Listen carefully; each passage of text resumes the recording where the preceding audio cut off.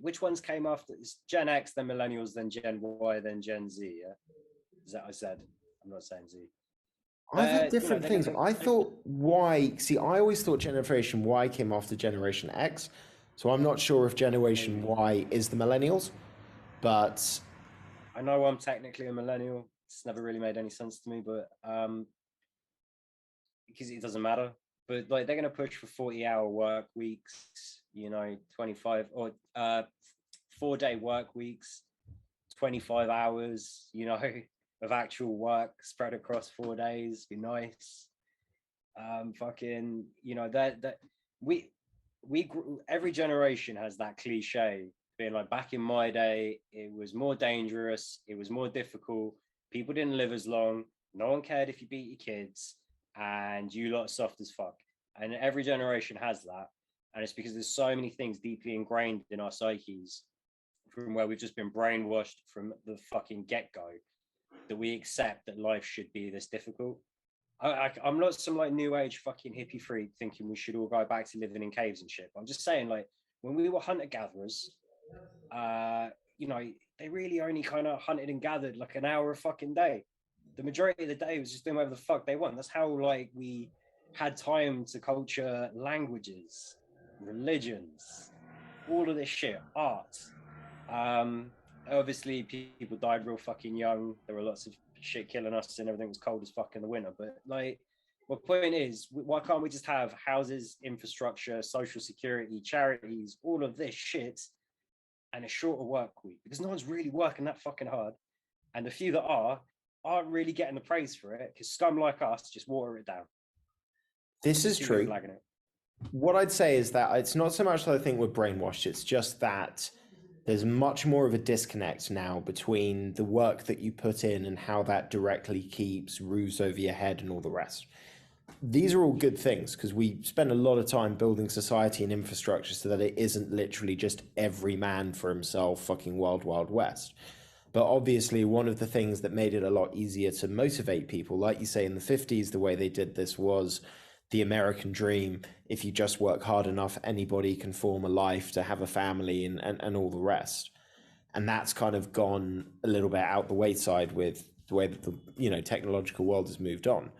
But if you go further back, like, it was very in your face. It was like, well, I'm going to do this because I get fucking hungry, man, and there's not that much food around.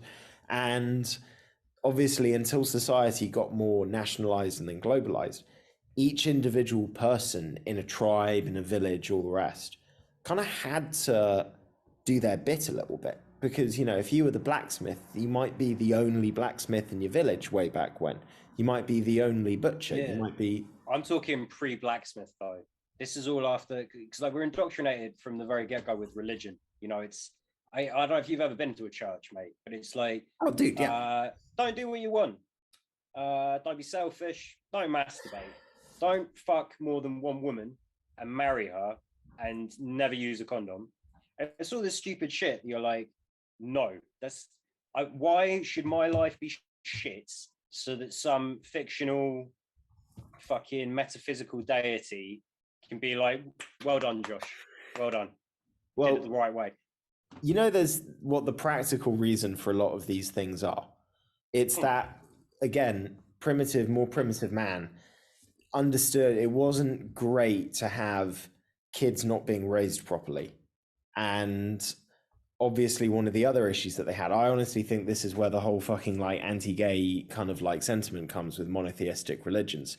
I think it was just like we really need kids and we need people to be having sex. Yeah. And we can't be having people pairing up in ways that aren't going to produce future babies, basically. So I think the other one with homophobia is that when you take women out of the equation, I bet that they were like, you can't be gay because you're not doing any work. You two are just fucking in your mud hut the whole time. And we're down 2 men, basically, because you two both love a bit of knob. It's not right. It's not fair. It's not okay. Yeah, a lot of religion is just shit being passed on from elder to elder in primitive tribes, going, if you want to keep the people in line, you need to have this, and this covered, and you need a shit ton of kids. But like even before that, right? Like, so apparently what's quite a common thing in sort of like not untouched civilizations, but you know, like those sort of like semi like out of the real world kind of like tribes in like Africa, in like DRC, in the Amazon, Yeah. like pygmy tribes and shit. Like quite a common thing that happens with like humans and chimpanzees, primates, is that when someone has a kid, it's kind of like everyone just looks after it. Because obviously, like to avoid predators, blah blah blah. Like for the most part, it's a very communal thing. You're never really alone by yourself. You've always got everyone around you. And if a kid's crying, someone just picks it up and looks after it, kind of thing. So it wasn't until tribes got bigger, civilizations got bigger, war becomes more of a prominent thing. Obviously, like religion was way before that, because you needed to have, the elders needed to have a way to control and really to communicate with people. Have you ever seen that, the Book of Eli, with Denzel Washington? Oh, that's a great movie. Really good movie. Film. You remember like how they're all illiterate, and that's why he wants the Bible, because he was like, back in the day, this is how they got everyone to read, and that's how they controlled everyone. And it's like, yeah, that's fucking bang on. That's exactly, it's a very cynical take on it, but it's exactly what fucking happened. There's truth to that. The only thing I'd say is that before we had an understanding of science, there was a horrific general paranoia and fear in your daily life from the predators, rain, storms, famine, disease, all this kind of stuff. And religion is a very natural way of trying to feel like you have some sense of control over your environment that doesn't exist. So you go all the way back to people doing rain dances and all the rest. They had nothing else. They thought that someone must be really angry at them, and that's why they're dying or their food's being taken away from them or all the rest. And they do enough of these one time, and then they do it, and then it worked the next day. And it's like, we did it. We had a cause and effect situation. We now feel like we can be safer because all we have to do is appease this almighty God, and the world will be better around us.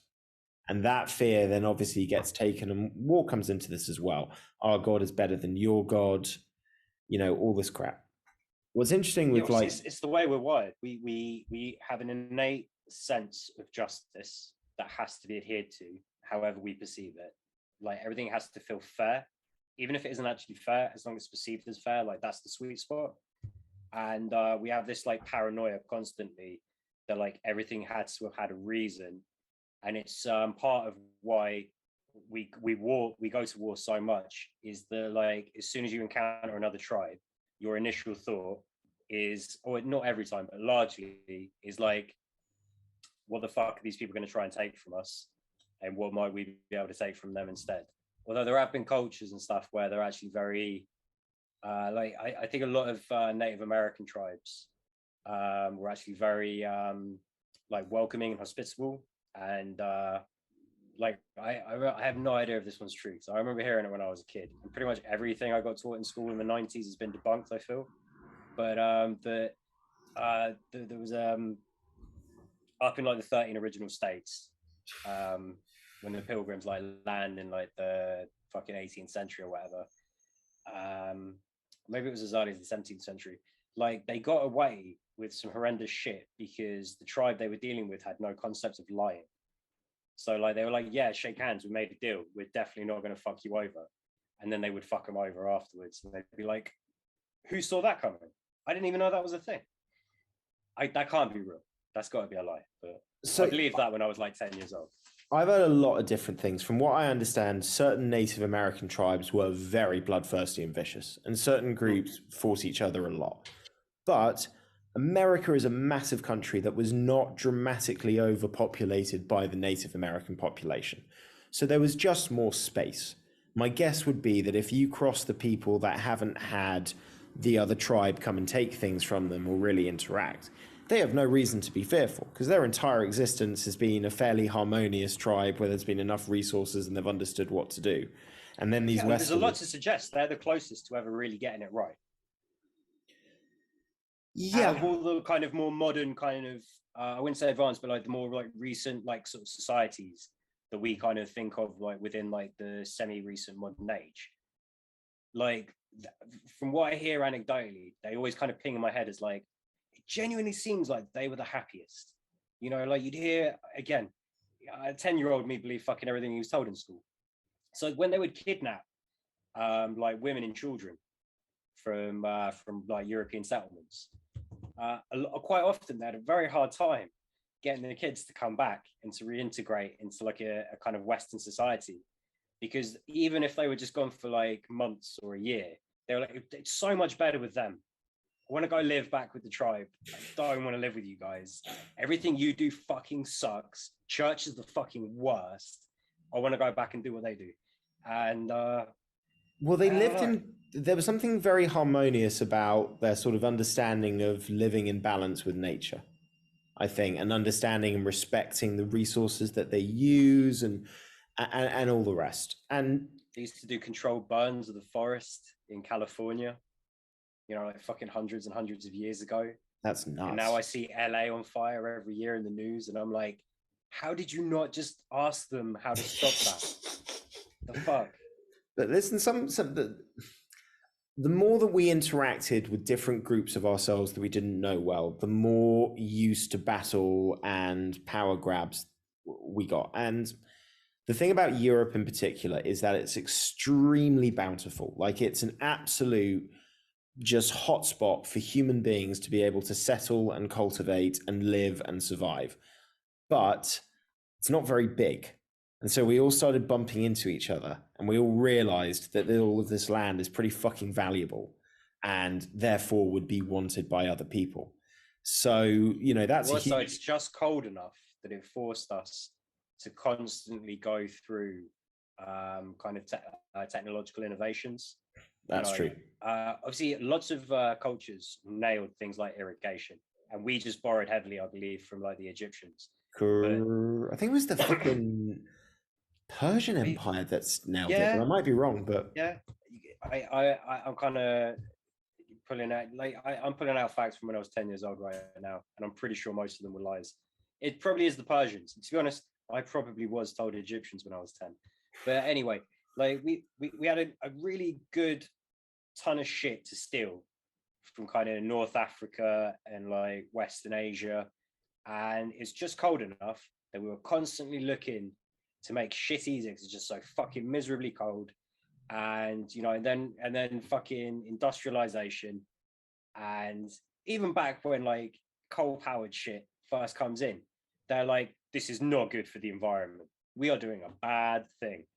And we're just like, nah, just full steam ahead. Someone will make a wind farm eventually. It's fucking fine. Plow on, lads. Like, the technology thing's a big one. I think it's the cold weather and the wars.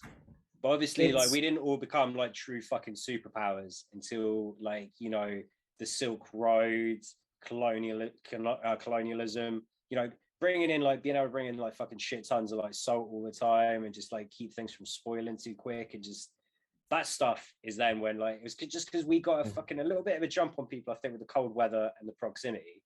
Well, we'll also do war. We're just fucking people left, right, and center.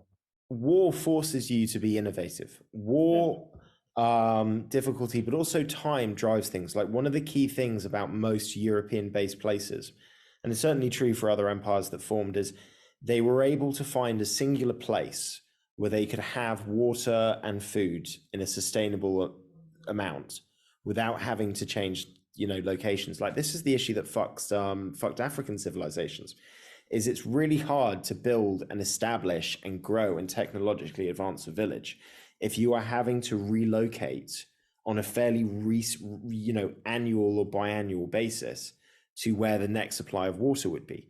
Because what you then do is everything is built to not last, and you don't have any time to really sort of sit around and make these advances. You're just basically having to constantly go with the flow.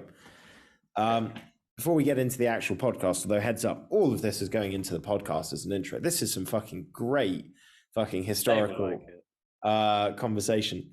One of the other issues with monotheistic, so a lot of religions used to, before Christianity and Judaism and all the rest, have multiple gods and almost be kind of elitist to a certain extent. You had to be a great person to go into the fucking halls of Valhalla, to be considered, you know, reputable by the gods of Egypt. Well, wasn't that like because they needed to be the fiercest warriors, and it's like you basically your whole life is geared around making it to this super sick fucking afterlife. The only way to do it is to go out like an absolute fucking G. There's part of that. I would have bought into it. It's also the fact that a lot of societies viewed their gods as being just like people. So they viewed them as being petty and flawed and elitist and selfish and all the rest. So in many ways, the people that truly got the great afterlife were affected by that. Like the Greeks had like one afterlife for shit people. They had like a regular afterlife for the normal people, which still sounded pretty fucking shit. And then it was only the great warriors that get to sort of ascend into Elysium. So was it the Greeks or the Romans that basically had the gods almost like they were reality TV stars? Like I can't remember the Greek name, but I can't remember the Roman name. Was it Mercury, the guy with the delivery guy, the messenger guy? Oh yes, Hermes. Hermes. Yeah, so Hermes was introduced a little late on in the game, I believe. Correct. In Greek mythology, and I think it was in Greece. Basically, he was just so popular for being like a bit of a jack the lad, bit of a dickhead, that he just kind of did a bez and became super popular off the back of nothing, and then like basically became a much more prominent god in mythology just because they were like, these people fucking love a bit of Hermes. Just keep cramming Hermes in there. Well, also they kind of had this view that the gods were always out to get people. Like all of the mythology stories, they're always about man just suffering horrifically for fairly unfair things. Like Odysseus's whole 10-year voyage to get back home is all because he did not properly honor the correct god with the right sacrifice after winning the Battle of Troy. I thought it was because he was a poet and all poets are wankers. It might be that, but I think the story is that he wanted the credit. He was just like, it was my plan. I came up with this fucking genius plan that nobody else did. We won the war in a day. Been stuck outside of a wall for 10 years. This is on me. And the gods are just like, I don't know, mate. I don't know. I feel like we would have given you that bright idea. And he doesn't honor them. So they're like, great, we're going to just send you and all of your men on a horrific voyage where slowly but surely over 10 years, everyone but you is going to die. Meanwhile, every single man left back in your hometown is basically spent the last 20 years trying to constantly be the guy that gets to rape your wife and murder your son. That's like half good, half bad, isn't it? Mm. Lesson is, don't fuck with the gods. Yeah. All right. I guess we're putting all of this in. Can I quickly sneak off and get a little baked? Because I'm watching you smoke that. Oh, mate, you can get as baked as you fucking want. I'll be back in 2 minutes. Very quick. You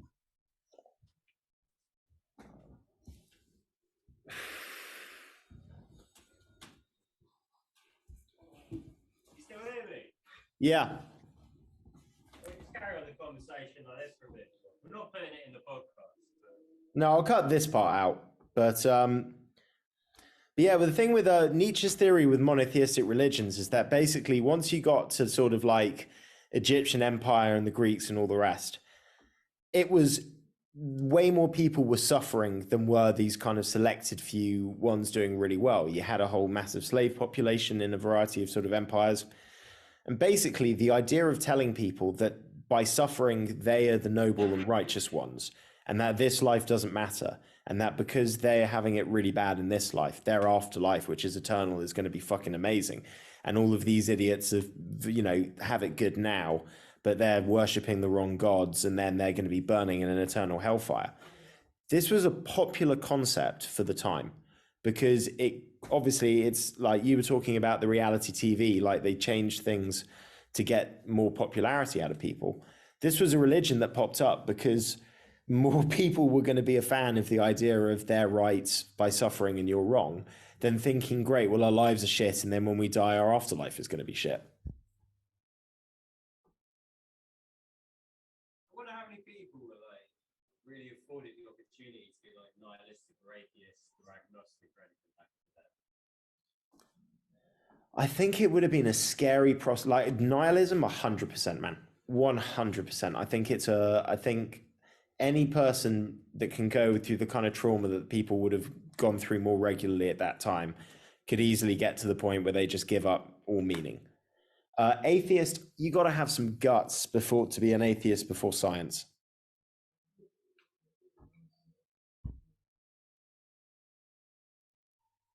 Back in the day, didn't they kind of like? I remember hearing like around the Renaissance time, sort of probably up to about like the 19th century or 20th century. Like a lot of the major religions, actually maybe just Catholicism is what I'm kind of thinking of as an example. Very much like science is a great thing. We're learning so much, and everything in the Bible should really just be kind of treated like good life lessons. And then at some point, the Vatican just sort of flipped on it, and they were like, "Fuck science, everything's good." Well, they probably responded to the I'd imagine it's a few things, and it's not a period of history I know brilliantly, but if I was to guess, you've got the emergence. Get Jack on for one of these podcasts where we don't talk about anything. Yeah, that would be good, man. That would be really good. He knows like all of this shit. He actually wants to start a history podcast, like doing like the history of Spain. That'd be fucking awesome, man. Spain's got a wicked history. I don't really know a lot of it. I don't think he does either at this point. But he's like been reaching out to like people that know about it and shit. I haven't seen him in a few weeks, so I don't know where he's at with that shit. It used to be this is obviously going back to the Catalonian thing, but it used to be just these series of different sort of like individually sort of run tribal regions. I can't remember what the names were. I think, oh God, what was the names? It was this king and queen that were married and very much in love with each other, and they united all of Spain. And then in a very short space of time, it became basically the king of Spain was the Holy Roman Emperor. And they had basically the Holy Roman Empire, which extended across most of Europe under their control. It happened in a really short space of time. And they were obviously a European superpower for like close to 2 centuries. I mean, 3 or 4, really, if you think about it. Yeah, was it the colonization of the Americas that fucked him? Yeah, well, there was also, I mean, before we start filming, you've got that whole, because also then you've got the battle of the colonial sections as well. We had all the piracy and the naval wars between Spain, Portugal, and they had a lot of gold sunk or stolen.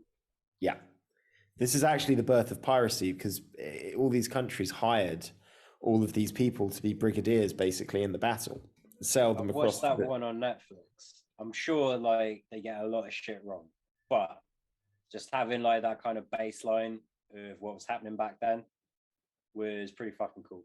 Plus, I'm well aware that everyone over here hears English and thinks pirate.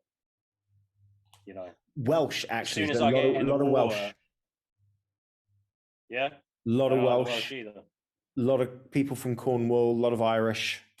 So the actual pirate accent is nothing like what you see in the movies. It's none of this, shiver me timbers. Oh, that bit I know. They don't do any of that shit with the fucking Netflix thing. It's like, have you seen it? Is it Black Sails? Documentary. No. It's a documentary. It's like a 6-part. Dropped on Netflix like last year. My dad saw it. He told me it was good. I haven't seen it. Pirate Kingdom. It's good. I don't know how accurate it is, but also I don't know how good some accounts are, because like I know Blackbeard is like a really interesting dude, and they go into him a fair bit, but I just feel like I want to go watch like 6 hours of Blackbeard and actually find out what the fuck that dude was all about. Yeah, I know he was a real one. You've played Assassin's Creed Black Flag? Because you get the history of a lot of the real pirates that were around. I haven't played a lot of it. I have played it though. It's a fucking good game, man. Really good game. Mate, shall we stop trying to put the world to right and talk about something that is much easier to manage and doesn't dramatically make people's lives miserable or control people? Mixed martial arts. Well, I don't think you saw last weekend's main event then, because I think that was very controlled, made me very miserable. It wasn't the best, mate. It wasn't the best. All of our intro is going to be included at the start of this podcast, but still, hello and welcome back to the MMA Split podcast. I'm Matt. I'm Josh. We are without Sly. He is going off skiing for a few weeks. And yeah, it's just going to be the two of us for a little bit. He didn't catch the fight, so we're going to give you the breakdown on everything that happened over the weekend in UFC, having a look at the MMA news as well, touching on a bit of cool boxing news which popped up this week. Lots to talk about, probably a bit more on the news side because, as Josh has already mentioned, wasn't the most exciting main event. Hermansson, Jack Hermansson, good card. Jack Hermansson taken on rising Sean Strickland. Hermansson is getting a bit of a tendency of going kind of one-on-one. He wins a fight, he loses a fight, he wins a fight, he loses a fight. And we both felt that Strickland had the tools to beat him. And he certainly did, but it was not the kind of performance that Strickland wanted to have. It's not the kind of performance we were expecting. But this is my thought, man. For all the people that talk trash talk and say that they're this psycho and all the rest, and I'd rather get knocked out than win a boring fight, at the end of the day, when you get through to the top 5, top 6 guys, you can't be that guy. You've got to be smart. You've got to be tactical and wait for your moments. And these fights matter. And Sean said, listen, the pressure got to me. I don't blame him. You're at the top, man. It's not the same as 5 fights ago. You're fighting tougher guys. There's way more to win and lose with a win or a loss. And you're not flying under the radar anymore. You're not flying under the radar. And listen, you are good enough to win fights against top 10, top 5 level fighters in your division using your pressure and your jab and your takedown defense. Sometimes that's all you need. Sometimes that is all you need to win. I thought it was a good fight. I thought Hermansson won the first round. I thought the leg kicks were really nice. But Strickland just was able to stay in his face. He wasn't able to get the takedown. And he throws straight punches. Hermansson throws a lot of looping shots. It's a lot easier to stay out the way. It's a lot easier to manage the range. And yeah, it was, you could tell from round 2 onwards that there wasn't really anything that we saw that would make you think Hermansson's going to be able to turn it around, in my opinion. Well, yeah, once he couldn't get the takedown, that was it. From that point on, he could only really throw combinations in 2 shots at a time, not overextend, not load up on anything. It was very much just jab head, jab body. And, you'd kind of expect to see, maybe the right hand or a takedown coming in immediately afterwards. But once he knows he can't get a takedown, he's broken a bit mentally. But he's the kind of guy, this is the thing with Hermansson, like I said, he's always a threat. He will do just enough to stay in the fight, hoping that you make a big fuck up and he can capitalize on that opportunity. Now, it just didn't, it never happened because Sean Strickland didn't have to take any chances. Like I say, he did a great job measuring the distance. Everything was really spot on. All he had to do was stay behind that jab. And really, it kind of looks statistically like a close fight. Not a lot happened. The truth is, it's because Sean Strickland's so comfortable, just coasting. Really, once he stuffs like the first 2-3 takedowns, I think he only throws 5 maybe real ones in the fight. I don't know how many he's credited with Hermansson, but his heart wasn't in it at all with the takedowns because he just knew they weren't going to happen. So Sean, he just did what he had to do. He might say the pressure got to him a bit, but honestly, he looked reasonably composed to me. I think he just feels like he has to say something because he plays out that psycho angle so much. Truthfully, he did a really good job in that. When I say the pressure got to him, what I mean is that he probably went in there in his mind thinking that he's still going to be the same. He's still going to shit talk him all the way through. He's going to stand his ground and just be aggressive and knock the guy out. And that's a pressure on yourself that you shouldn't put in the first place. You know what I mean? You're there to win fights. So I think when I say the pressure got to him, it's an extra pressure that he added on himself. Oh, sorry. I thought you were saying he said that. I thought you were quoting him. I'm completely out of the loop. I apologize. No. That is what he's saying. But I'm just saying this is kind of what I think about the situation. Because he had a great performance. There's nothing. It's not like his coaches were saying, "What's going on with you, man?" They all looked like they were really, really happy with how things were progressing, and probably a bit more happy than they usually would be, because they're like, our fight is staying really safe. He's not taking and any at this risks. level, you don't need to force it.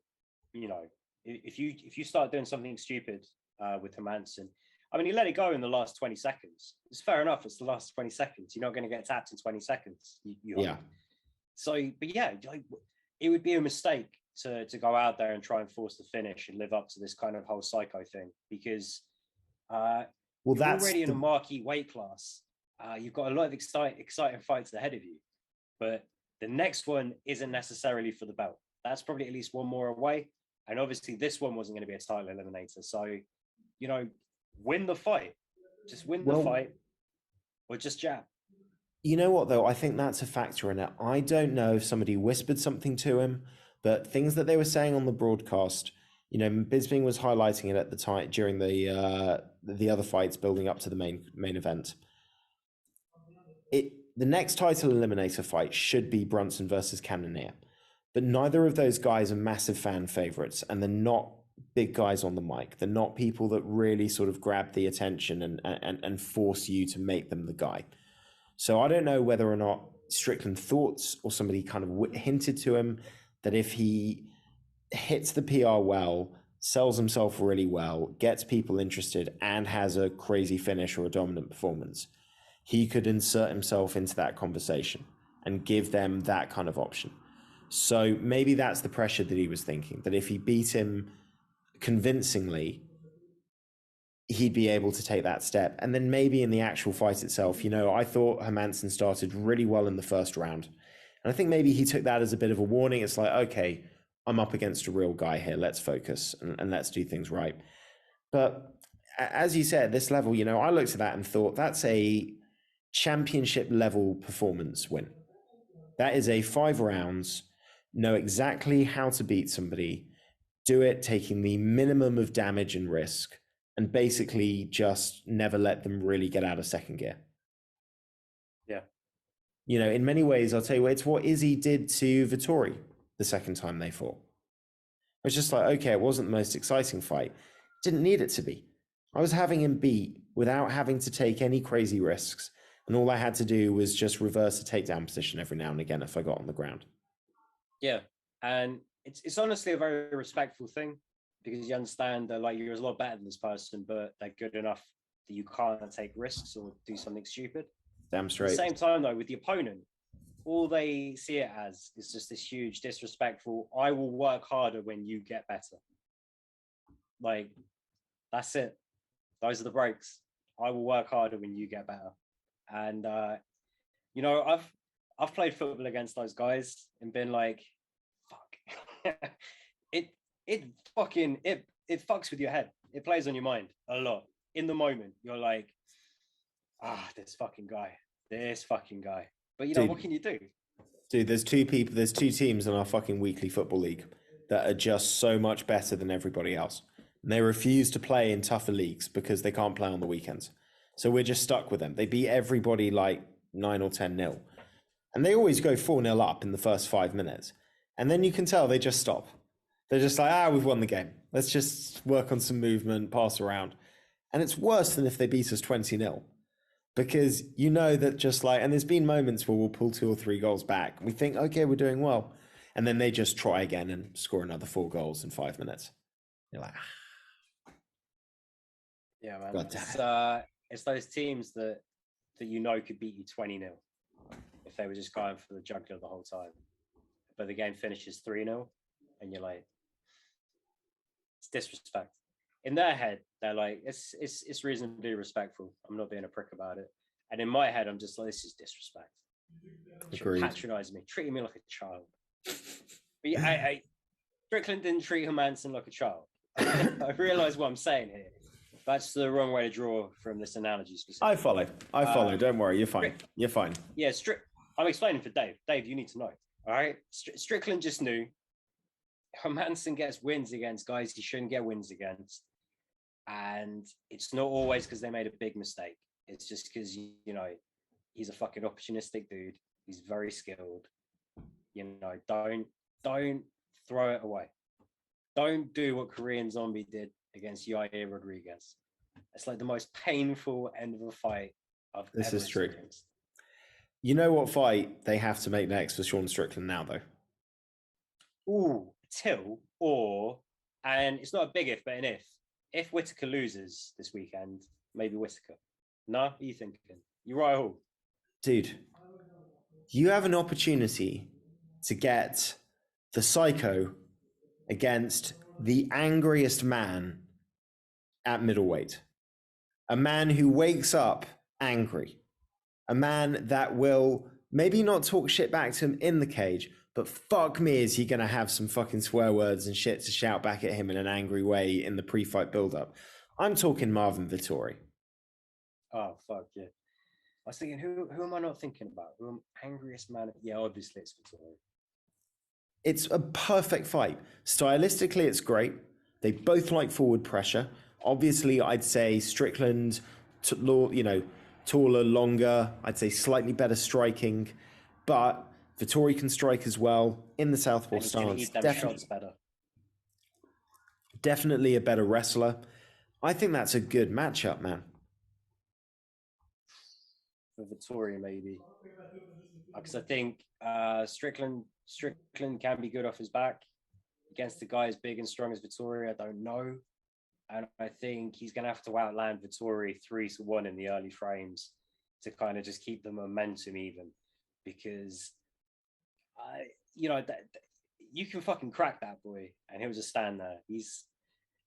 He is the side of the barn, the figurative side of the barn. You can't miss. You can't really do anything to it. He's just fucking there. And he can hit. He can fucking hit. Oh, Jesus Christ. Over a 5-round fight. I guess on paper in my head, I'm like, Strickland, maybe. But probably should win this fight. But it's just over the first couple of rounds.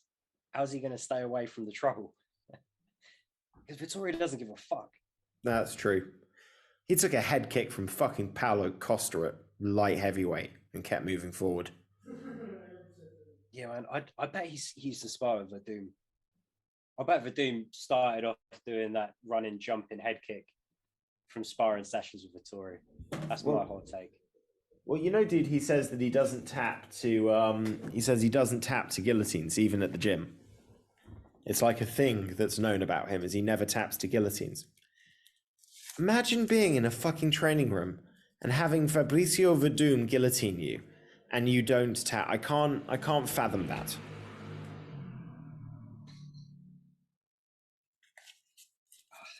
Scary thought. I would love to, I've never really looked into it because I I don't know how many high-level big guys they have at King's MMA.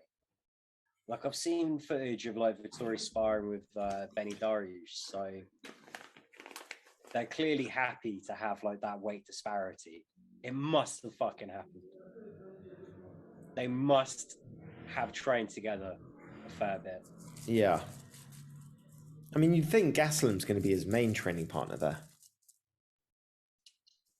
Yeah, probably his main training partner. But you need more than two lads, Kyan. And if you've got a grappler, and obviously the size difference, it kind of gives you a totally different look. It makes you kind of work on different skills in Verdum. True. Also, maybe even in the gym, they're a bit like, hey, go train with Gastelum, your middleweight-sized training partner. Yeah. What's happening with Gastelum, by the way, man? I haven't had any fight news or anything. I don't know. No, I'm pretty sure he's got a fight booked. I think he's looking down the rankings. No fucking shit.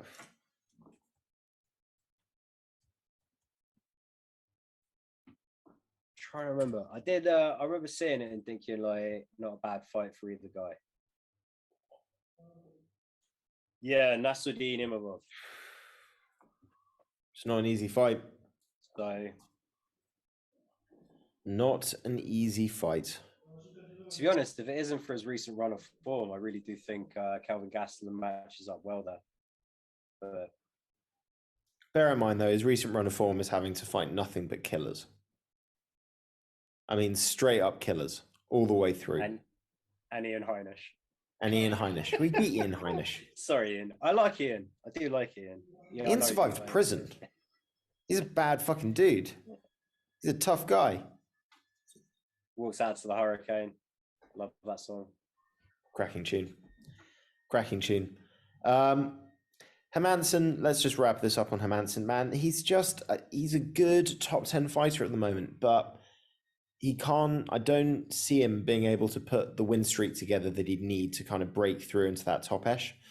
I think him and Till should be matching up. That for me is the next fight that you put on. Yeah, I just worry that's a bad fight for Till. It's a terrible fight for Till. It's a fucking terrible fight for Till. I don't know how good Till really is, man. Yeah. There's something there, but I think his knees might be too fucked. I think it prohibits what he can do, how hard he can train. I think he gets a lot of injuries during training camp. Yeah, and his skill set's very much built through, like, I can look very good running through someone, but if I'm dragged into the deep water, it gets very fucking iffy. I mean, I say, like, he's got a lot of toughness and grit and determination, but you know, he can't stuff a takedown when it counts, and he can't fight his way through a submission. Although, you know, the Cannonier one, obviously he's injured when he's tapping, but yeah, this thing is like, you always got to make excuses for him as well sometimes, which I gladly do. I'm a patriot. I love my country. But hey mate, UFC London coming up. It's going to be a sick card. Yeah, man, and Bellator London and Bellator Paris. I got to figure out a way to prove that I'm vaccinated, because I am actually vaccinated. I just haven't got my shit right on the system. I can't download a passport and prove it. I've made it this far, man. I might have actually had to have COVID to make it through, but I think they're going to start dropping all of this shit. Man, if they do, we should do at least 2 of those 3. I'm pretty sure Dave might be able to sort us out with like reasonably priced tickets for Bellator. That could be an option. I think the UFC event's already sold out. I'm sure that you can get tickets on the day and the nosebleeds and shit like that, but they'd probably be quite pricey. I think Bellator would be more accessible. We've got I was going to say it's Lima against the ass kicking machine, Jason Jackson, for Bellator London. Bellator Paris is going to be Ryan the Master Bader against Czech Congo. That's going to be a sick fight. Still kinds of fun, yeah. That's going to be a really good fight for the belt. So you can't go wrong with a heavyweight championship. Do you know what I mean? Imagine Czech Congo winning a belt. How fucking old is that guy now? He's got to be what at least 42, 43? He's older than me, yeah. Fuck. Should we run through the rest of this card quickly? Because we got to talk about Nick Maximov. Undefeated, Stockton's finest, grappling his way to victory. Stockton's finest. Sorry, product, yeah. I should say, of Stockton's finest. Yeah. I'll go with that. Yeah, I mean, yeah, he won the fight. I don't know, like Punahele Soriano's, like I rate him as a good fighter. So he's not an easy out, and I didn't think much of this fight. I was surprised it was the co-main. That surprised me a lot. I wasn't, well, listen, the last thing I'd ever expect, if you told me that a fighter is trained in Stockton, big connection to the Diaz brothers, I would not have expected him to put on a wrestling display performance to achieve victory. But listen, Soriano, as you say, he's not an easy guy to fight. You know, how old's Maximov? He's like 24, 25, something like that? I don't know. He's 20. My guess was going to be 28. I haven't looked this up recently, but I thought he adjusted well. You know, Soriano's got some serious fucking power, and it wasn't an exciting fight, but you guys picked Soriano. You guys picked Soriano, and I picked Maximov, so I enjoyed the fact that I got this pick right. That made me happy. Fucking bully for you. But no, it wasn't the most exciting fight on the card. The most exciting fight on the card, without a shadow of a doubt, was fucking Juicy J against Stephen Peterson. I did not see this. I thought this was going to be a good fight. I did not see this being a great fight. I'm going to bring up. I literally said to Kate as they're walking out, like, there's no way this is going to be a bad fight. This is going to be a really good fight. It's a fucking outstanding fight. Before that, though, let's wrap up. This one was good. Yeah. Shavkat Rakhmonov. This guy we know is good. He was patient. He waited for his moment, but the moment he'd figured Carlston Harris out, that spinning head kick and the fact that he finished it so quickly afterwards just didn't give the guy any space to breathe. Positioned, waited for that perfect ground and pound shot. Knockout. The guy's for real, man. You know, him and Khamzat coming up the division. That's going to be very interesting. There's no way that they let them fight for anything less than a belt at this point, though. Oh, fuck no. Like, assuming neither of them loses, they will only fight for a belt. Well, here's the other thing about welterweight, man. They've got some aging welterweights in the top 10 that I think they don't mind recycling down a little. You know, we're going to get the Masvidal. Let Colby say some racist shit to Khamzat. Like, oof. Well, dude, Thompson's 39. You know, Masvidal's getting pay-per-view twice. Masvidal's getting up to 38, 37. You know, make him fight Masvidal. That's sick. Hey, listen, Masvidal needs to beat elder abuse. Masvidal needs to beat Colby. If he doesn't, there's a nasty world that's going to start opening up of potential fight offers that I don't think he'd do very well in or enjoy. Colby should fight Khamzat Chimaev. Chechnya versus white fucking trash. That's fucking not really white trash, man. He's from Oregon. Hey, you have white trash all over. There's definitely white trash in Oregon. You ever see that documentary with Strappo? I've heard it's very good, but I've never seen it. Oh, it's fucking amazing. It's amazing. But the dude from Oregon, like he's a nice guy, cool guy, really cool guy. For sure. A little bit white trash. There's white trash everywhere. Okay, Chael Sonnen is not white trash. But I have a hard time believing he doesn't know a shit ton of white trash. Well, he grew up on the streets of Portland, Oregon, so, you know, I'm sure he knows a lot of bad. Westland, Oregon. Westland, Oregon. Which, if you see pictures of, just looks like fucking a very nice, quaint, lovely place to grow up. I'll be honest, having spent a little bit of time in America, quite often you'll go somewhere, all the houses look really, really nice, but it's just a really shit area, and everyone's like, don't be here at nighttime, just go. Like, you're like, okay. But like, they do a good job of building big, cheap houses. So the build quality between like a 100k house and a 600k house isn't necessarily that much. It's just slightly bigger, more bathtubs and more land, garden, and maybe a gated community around it, you know? But the actual build quality, like, it's like a little different. It's like the difference between IKEA and Habitat, you know? Okay. Mostly in the price. I get you. I respect that. White trash all over. But either way, these guys are coming up. Oh my God. I'm getting Khamzat and fucking Shavkat mixed up. I was almost about to say Ramkat, and I was just like, that's not right in any form. Shavkat Rakhmonov is coming up. Obviously, we're hearing that it might be Gilbert Burns versus Khamzat, so Khamzat is rocketing up. But I'll say this, I don't think Rakhmonov's the same level of wrestler, but I think there's a lot more in the striking from what we've seen so far. It's hard to say with Khamzat. He literally has been... I haven't seen enough of him. Yeah, like, I just haven't seen enough of his striking. Because he sort of touches people and they just fall the fuck down.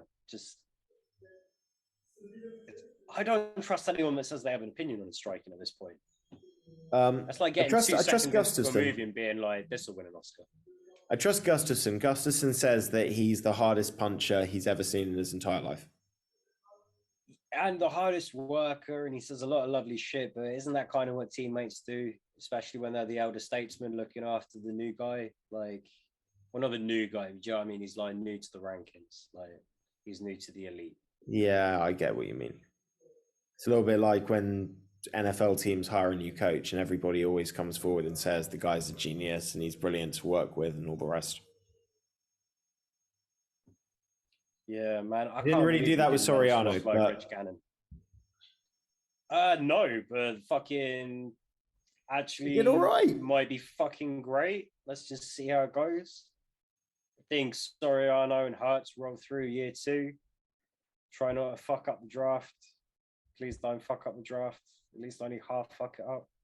Don't draft 3 wide receivers. Like, please. But yeah, man, it looks pretty fucking good. I really thought we might get a chance to offload Rich Gannon. But you know, the defense played well in the second half of the season against shit teams, and they didn't look that bad against the Bucks, to be honest. So yeah, fuck it. Like, see what happens. Keep everyone around for another year. Dolphins hired Mike McDaniel, the 49ers offensive coordinator. Hang on. No, because I haven't even spoken to you about this at all. How do you feel about the whole Brian Flores saga? There's a really big disconnect between the media that cover the Dolphins week in, week out, and the mainstream media. So the mainstream media look at this and say 2 winning seasons in a row, black coach, obviously he's been fired because of racism or ineptitude. And I'm not saying that the guy didn't maybe get the fairest of shakes, but the problem is he is from the Belichick tree of, I'm the coach, I'm your god, I want to make all the decisions, have all the power, and I'm not going to be nice or play nicely with others. And this was the big issue. He didn't build bridges with anybody. Pretty much every offensive coordinator either quit or got sacked. Any experienced coaches were with him for like a season and then got the fuck out. Like Jim Caldwell was there for a month and then literally said, I have to leave, I've got health issues. And then 2 weeks later was like, I feel great again if someone else wants to hire me. So he wasn't good at building bridges. He was an arsehole to our quarterback who is kind of a pretty good bridge with Deshaun Watson and just fucking pushed him off it. Well, that's the thing. He was the main pusher for Deshaun Watson, which doesn't help. Where's he gone now though? Because he was like, yeah, buddy, I'm definitely gonna. He's not getting another job, man. He has fucked this up because I thought he'd already landed a position with another quarterback. Like he was talking about Deshaun Watson, and then they ended up getting a different quarterback instead. No, so basically, the main reason Flores got fired is he can't build an offense. He's not shown himself to be good at hiring offensive staff. And we've got a young, potentially franchise QB, rookie deal. He's not getting the help that he needs. So when you add these things up, you've got a guy who doesn't work well with other people, who wants all this roster control, is getting rid of good players that might actually make a difference. And we're still missing out on the playoffs, and we still don't know if our rookie QB is the guy. This was the reason that he got rid of. What about the front office stuff? What do you mean? Well, they ran a really heavy smear campaign against Flores, kind of in stages after they fired him. And this is he's true. Come back and said, I was being paid, what was it, 100,000 or something, or 10,000 or something stupid like that to lose games to get a better draft position, which a lot of other coaches have come back and kind of supported as like, this is an actual real kind of thing that happens. And then also there's like the shit with the Bill Belichick text and the fact that it very much looks like he just got brought in to interview for a job after they'd selected their candidate just to satisfy the Rooney Rule, which is pretty bad. So this is where I have a lot of sympathy with him, because I think the Rooney Rule is bollocks, because obviously everybody, whether it's racism or not, you usually know who your number one guy is. And if you think you can get that guy, all the other interviews will just be this kind of like covering your bases bullshit with the check mark ticked. So the Rooney Rule's bollocks. And the text, what happens? It's not bollocks. It's brought in to kind of try and deter the systemic racism that is rife in football. And unfortunately, it just gets flaunted. And it, like, as a result, it does feel like it did expedite some progress, but that progress has massively stalled. And really, other than like Tony Dungy and Mike Tomlin and Mike Singletary, I'm really struggling to think of like really revered like African American coaches. And it's like, I understand that when it was a very, very racist league and all the players were white, you were going to have a crop, like generations of like white coaches, because those are the ones that were directly involved with the highest tier of football for the wrong reasons. But that's been done away with for a long fucking time. So it really doesn't make any sense why there's such a disparity in the representation of different like ethnicities and cultures in the top tier jobs. Well, I think one of the issues, particularly with NFL, is that there's a lot of who you know. You know, there's a reason why you get all of these family members. You know, you've got, you know, there was a point in time when the Super Bowl was being competed between two brothers who were fucking coaching each of the sides. And that only happens because there's an element of who you know and connections and all the rest. I think there's definitely been historic racism. There's definitely some teams where you can tell they just like whoever's running them has a prejudice. But I also think a big issue is the level just below. So for me, it's a case of like, I look around, it's like how many people are getting quarterback coach positions? How many people are getting offensive coordinator positions who are black? Because what a lot of the teams will argue is we hired the guy that we felt showed he produced the most amount of experience or could show that he could run an offense or a defense. And if you don't have enough minority coaches in that group, there's naturally going to be less experienced candidates that then get to be interviewed. So I think I feel like there have been for a long time, or like I feel like the proportion of like assistants is probably greater, coaches and coordinators has been getting healthier. But I mean, to be honest, I'm trying to think of like bad African American coach, or like not bad, but like less than successful African American coaches. And the only other dude I can fucking think of right now is Marvin Lewis. Now, Marvin Lewis had a great fucking record, man. He took the Bengals. No, I'm gonna two words, bro. Cincinnati Bengals. Okay, dude, he took the Bengals to consistent playoffs. He didn't fucking win a playoff game, but they were fucking there in a competitive division. You've also got Jim Caldwell in a competitive division in a shitty conference at the time. Like, true, you know, but you've also got guys like 5-6 seed. Jim Caldwell took the Lions to the playoffs twice. Very successful black coach. I think as a coordinator, he won the Super Bowl with the Ravens, I think, or something like that. Yeah, under Brian Billick, right? Correct. Yeah, but I think he's in fucking the first season of Hard Knocks. Possibly. I didn't watch Hard Knocks back then. Hard Knocks. That whole coaching staff, like you watch it and you're like, oh shit, you had that guy, and that guy. That's pretty sick. But to go back to the Flores thing, we definitely went on a smear campaign after he left to an extent. And I think the reason they did that is because they know that externally everybody's going to be like, why would you fire this coach? And I don't think there was distruth in what they were doing. I just think that they were trying to be a bit preemptive of, we don't want people to think that we're idiots. So we're going to try and make sure that people understand that he was crap. I don't know if he was paid to throw games. Okay, I really don't. And I think there's certain... definitely was. No, because here's the thing. He was given...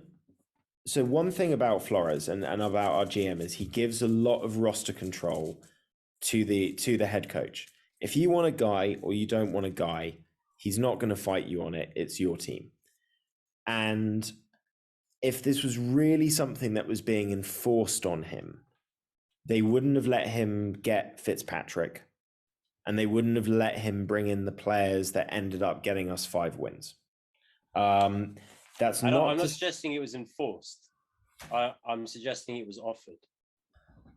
It could be the fact that you have the owner offering you money to throw games in itself implies so much kind of pressure and just uncomfortable bullshit that shouldn't be in your life. But if it's true, it's disgraceful. That there's another way to look at this. Coaches have win bonuses written into their contract.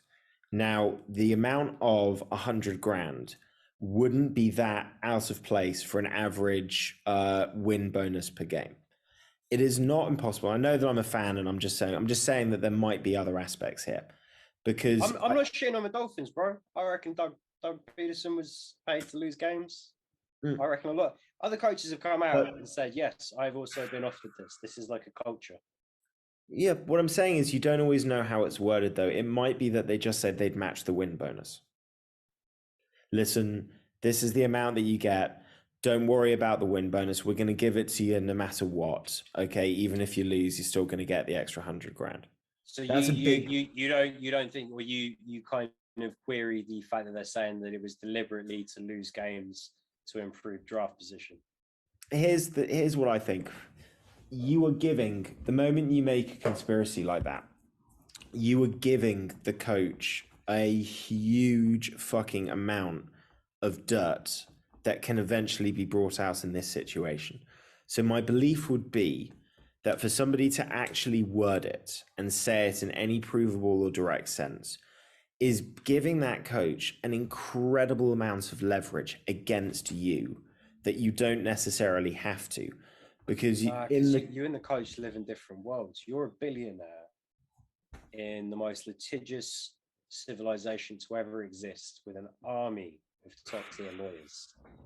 And also, you have such a controlling influence in this league.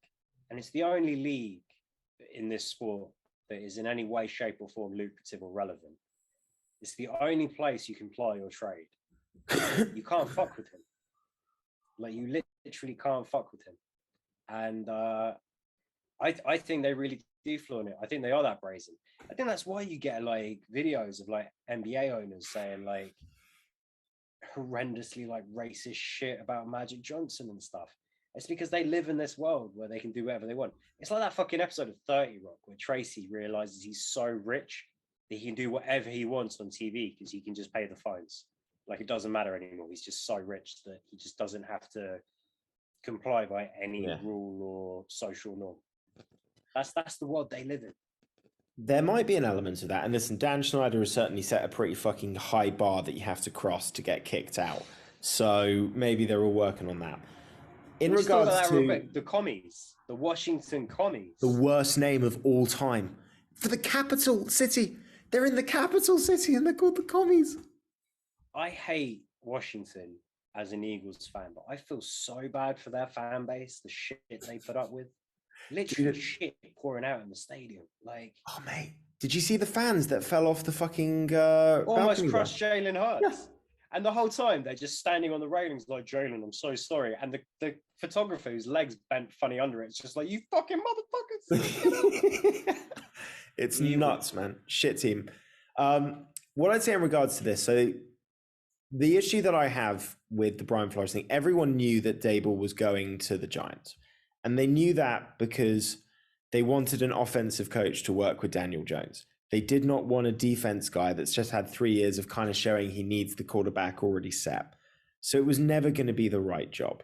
I would have been more giving leniency to the Giants if they were looking at a defense guy. You know, maybe they had Mike Zimmer in and they were looking at him but still called Flores. I'd be like, you could still pull it over and have a better interview than Mike Zimmer.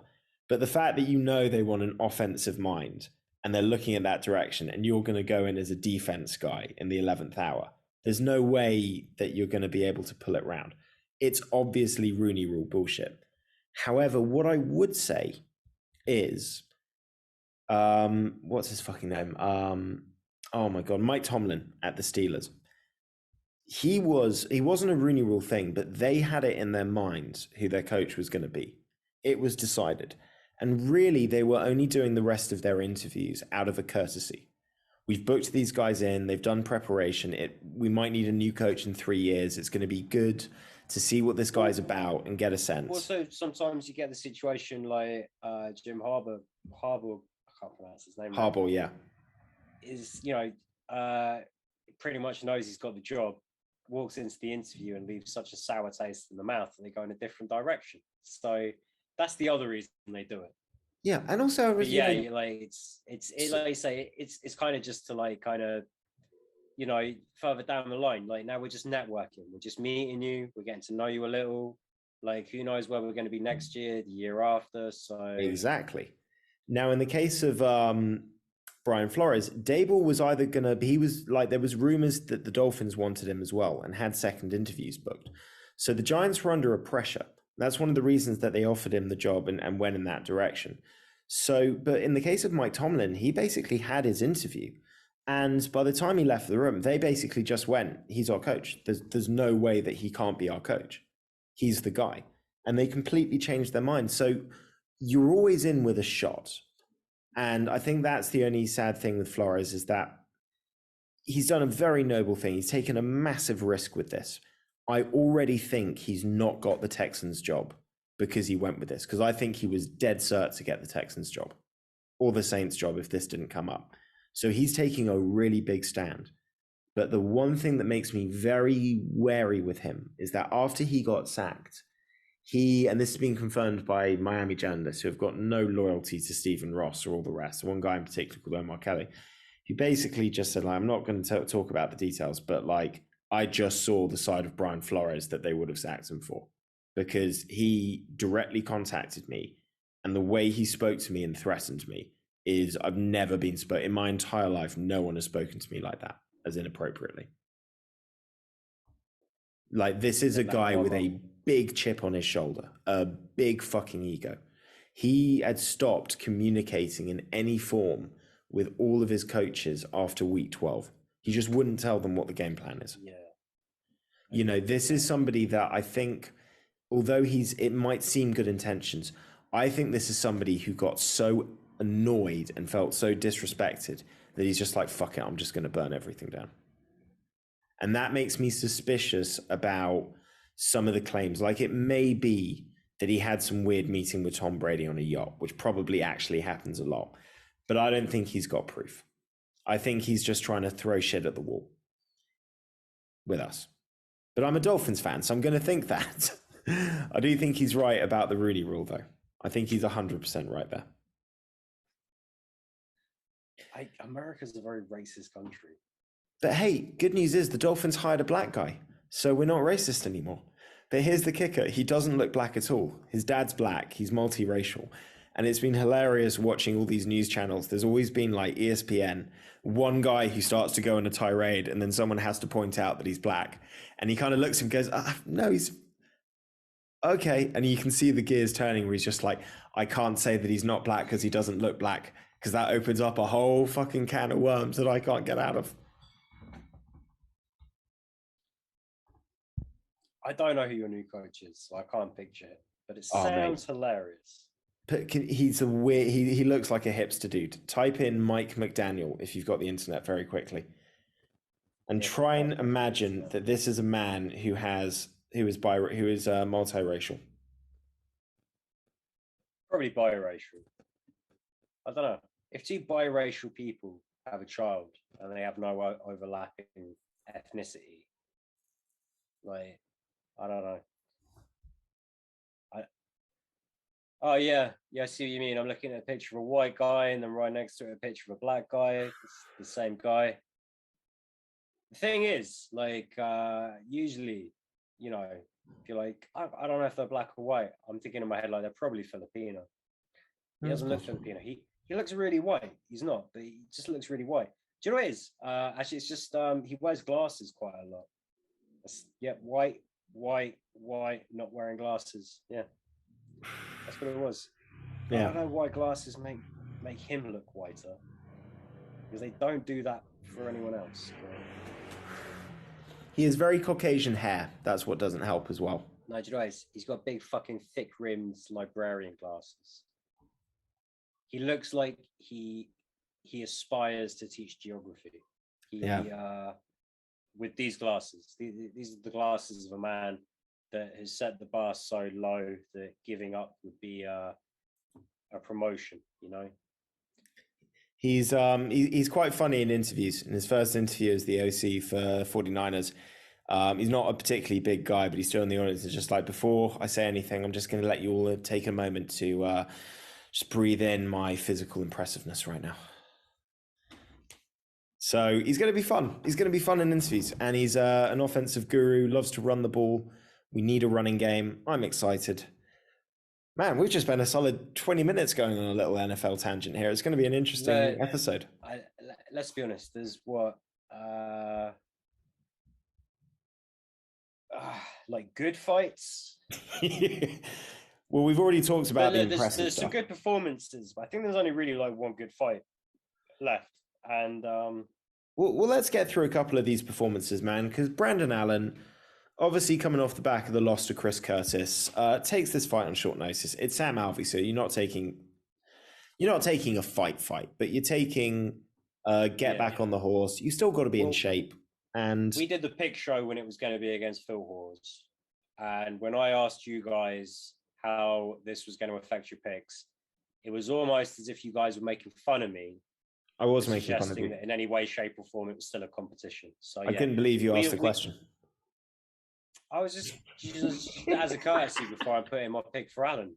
I fucking dinged that one. This Sam Alvey, I don't think would ever be cut because he has some serious dirt on the higher ups. But it's going to. Man, he has caught Dana White fucking someone in the bathroom. That is my theory. Like, I reckon he's agreed to adopt Dana White's next 10 love children. Also possible. But here's the thing: they don't give him nice fights, so it's not like, you know, he's not a good matchup for Sam Alvey. Like,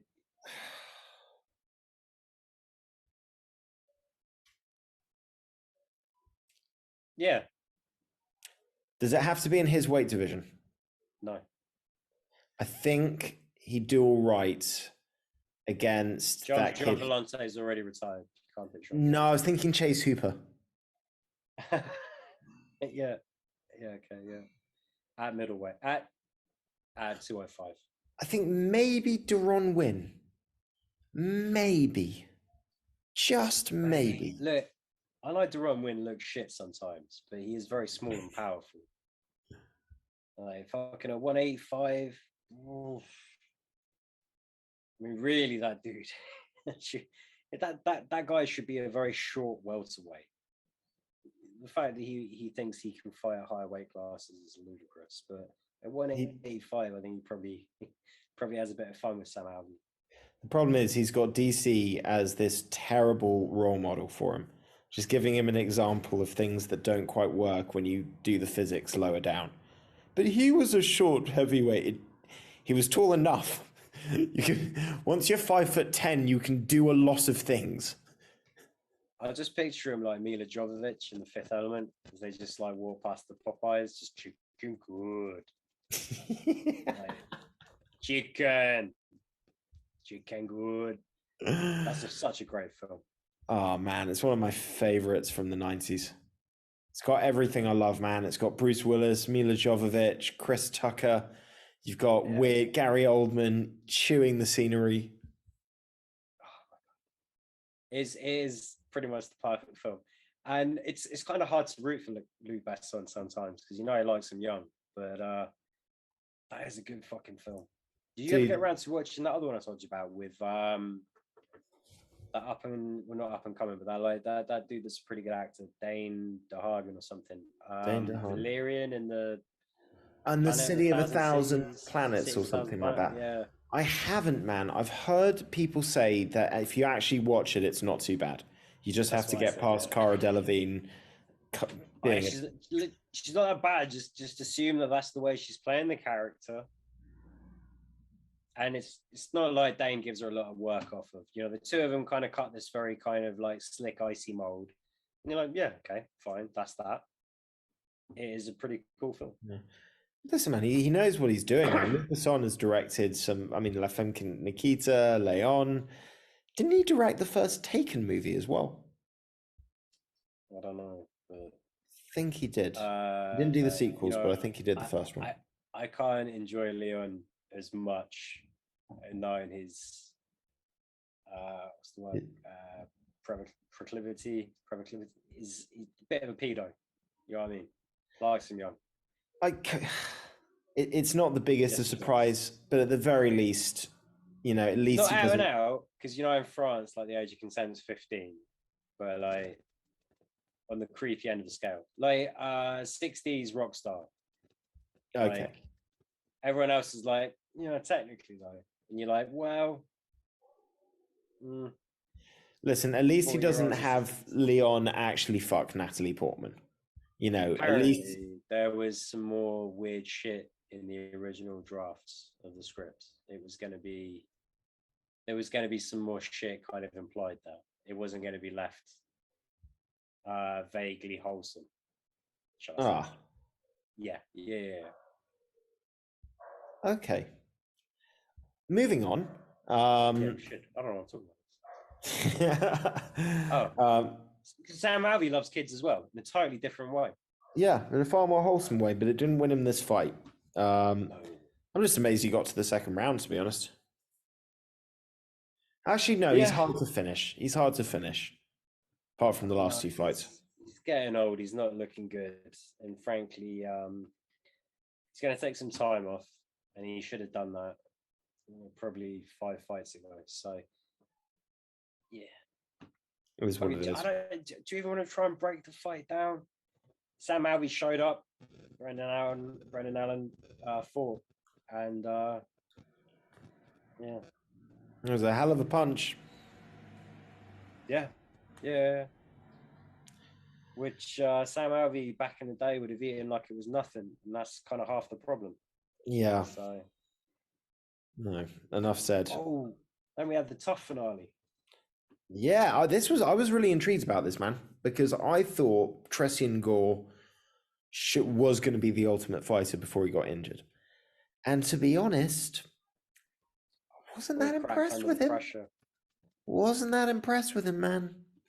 He did a lot of walking forward. He had 3 fights before this? 4. 4 fights before this. And yeah, unfortunately, very much looked like a guy that had 4 fights. So, he just looked like he was waiting for it to kind of descend into the rhythm of a sparring session, which it was never going to do. Pooh Bear did what he had to do. I liked some of what he said in the post-fight speech. Dude's corny as fuck, though. I guess I'm okay with that. No one will ever be as bad as Sam Alvey. So, Sam Alvey losing all these fights is really a blessing in disguise. That's the last thing I'm going to say about post-fight speeches. I don't know how many more fights I'm going to want to see Brian Battle win if they're going to keep giving him a microphone. He needs to kind of...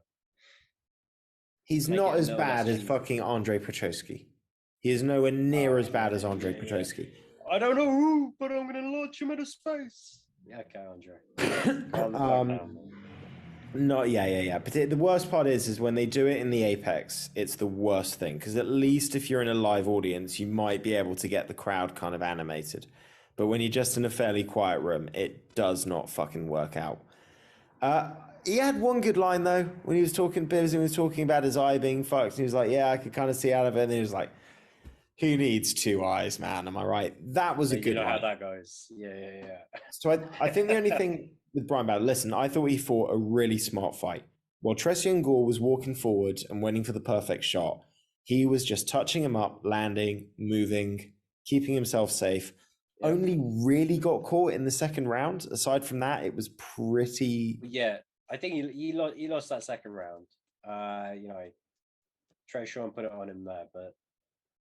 And I think they both knew going into the third round, like, 1 each. Okay, this is when you have to do it. And at that point, I'm really impressed with Brian Battle and his mental fortitude and his tenacity.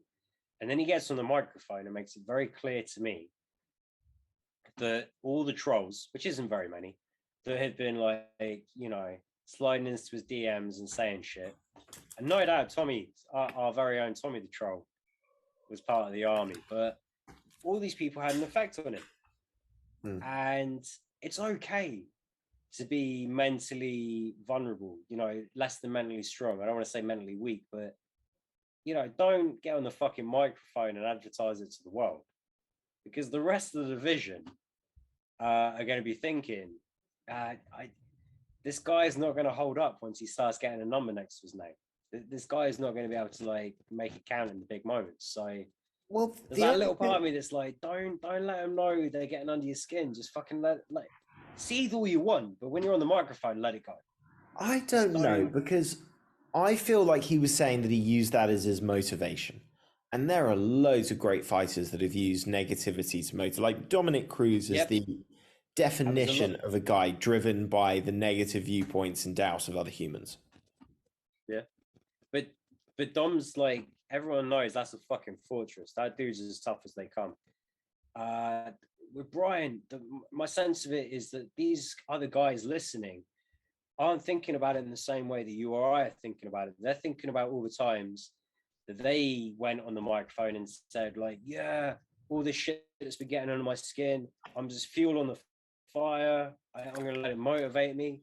And they know in their own mind that they're like just saying shit, and really it's just really kind of getting to them a little too much. And that when they're able to put that to the side, they're in a much stronger place, not just mentally, but in terms of their performances. So that they're very much going to be seeing it as, yeah, I remember when I used to say that shit. I wasn't ready back then. And I don't know if he's just corny, he was just super fucking corny, or if he is actually just letting people get under his skin. Well, but at that point, it's like, just cut the interview short, because you're just giving too much away. Stop showing your cards. Keep them close to your chest. Shut the fuck up. I don't know. I think there's maybe an element of corniness. Like maybe you feel like you've seen all these other people have interviews. Maybe you watch a bit of Chelsea on it and you feel like you have to say something that gets people sort of interested. It could be that he's just a very honest dude and he just says it how it is.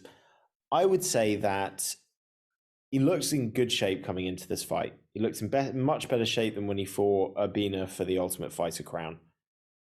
If he doesn't do as well in his next fights, I don't think it's because things get under his skin. I just think it's because I'm not 100% sure where his skill level is at the moment. Like, it's a lot's going to be how much he can learn and develop and improve. Right now, I thought he did well against Tressian Gore, but I mean, that in that division, there's a lot of guys that would have done nasty things to him. So he's got a long way to go. And there's a lot of skills that need to be worked on. And I think I'm always a big believer that confidence comes with improvements, noticeable improvements in your ability and hard work. So if he puts hard work in and he sees the improvements, he will be more confident as a result of that. And as long as that keeps translating into good performances in the cage, I think he'll get that side right. And we've only seen him fight against a certain level of guys so far. You know, Urbina, Tressian Gore, the guys in the Ultimate Firehouse. And at some point, if a guy's just beating who they put in front of him, it's a bit unfair to judge. Like, I remember there was a time when Bobby Knuckles moved up to middleweight and was winning fights, and people were just like, yeah, maybe it's just a good night, maybe it's just a good performance, you know? And you weren't seeing all of them because he was just kind of winning these fights. And what I did love about Brian Battle was he was going all the way up into the end. Like, I love in the last 10 seconds, you see this kind of thing in Tressian where he's like, okay, I have to knock him out. So I'm going to I'm going to get a little close and I'm going to figure something out and I'm going to throw a shot. And he does it and he eats 4 shots.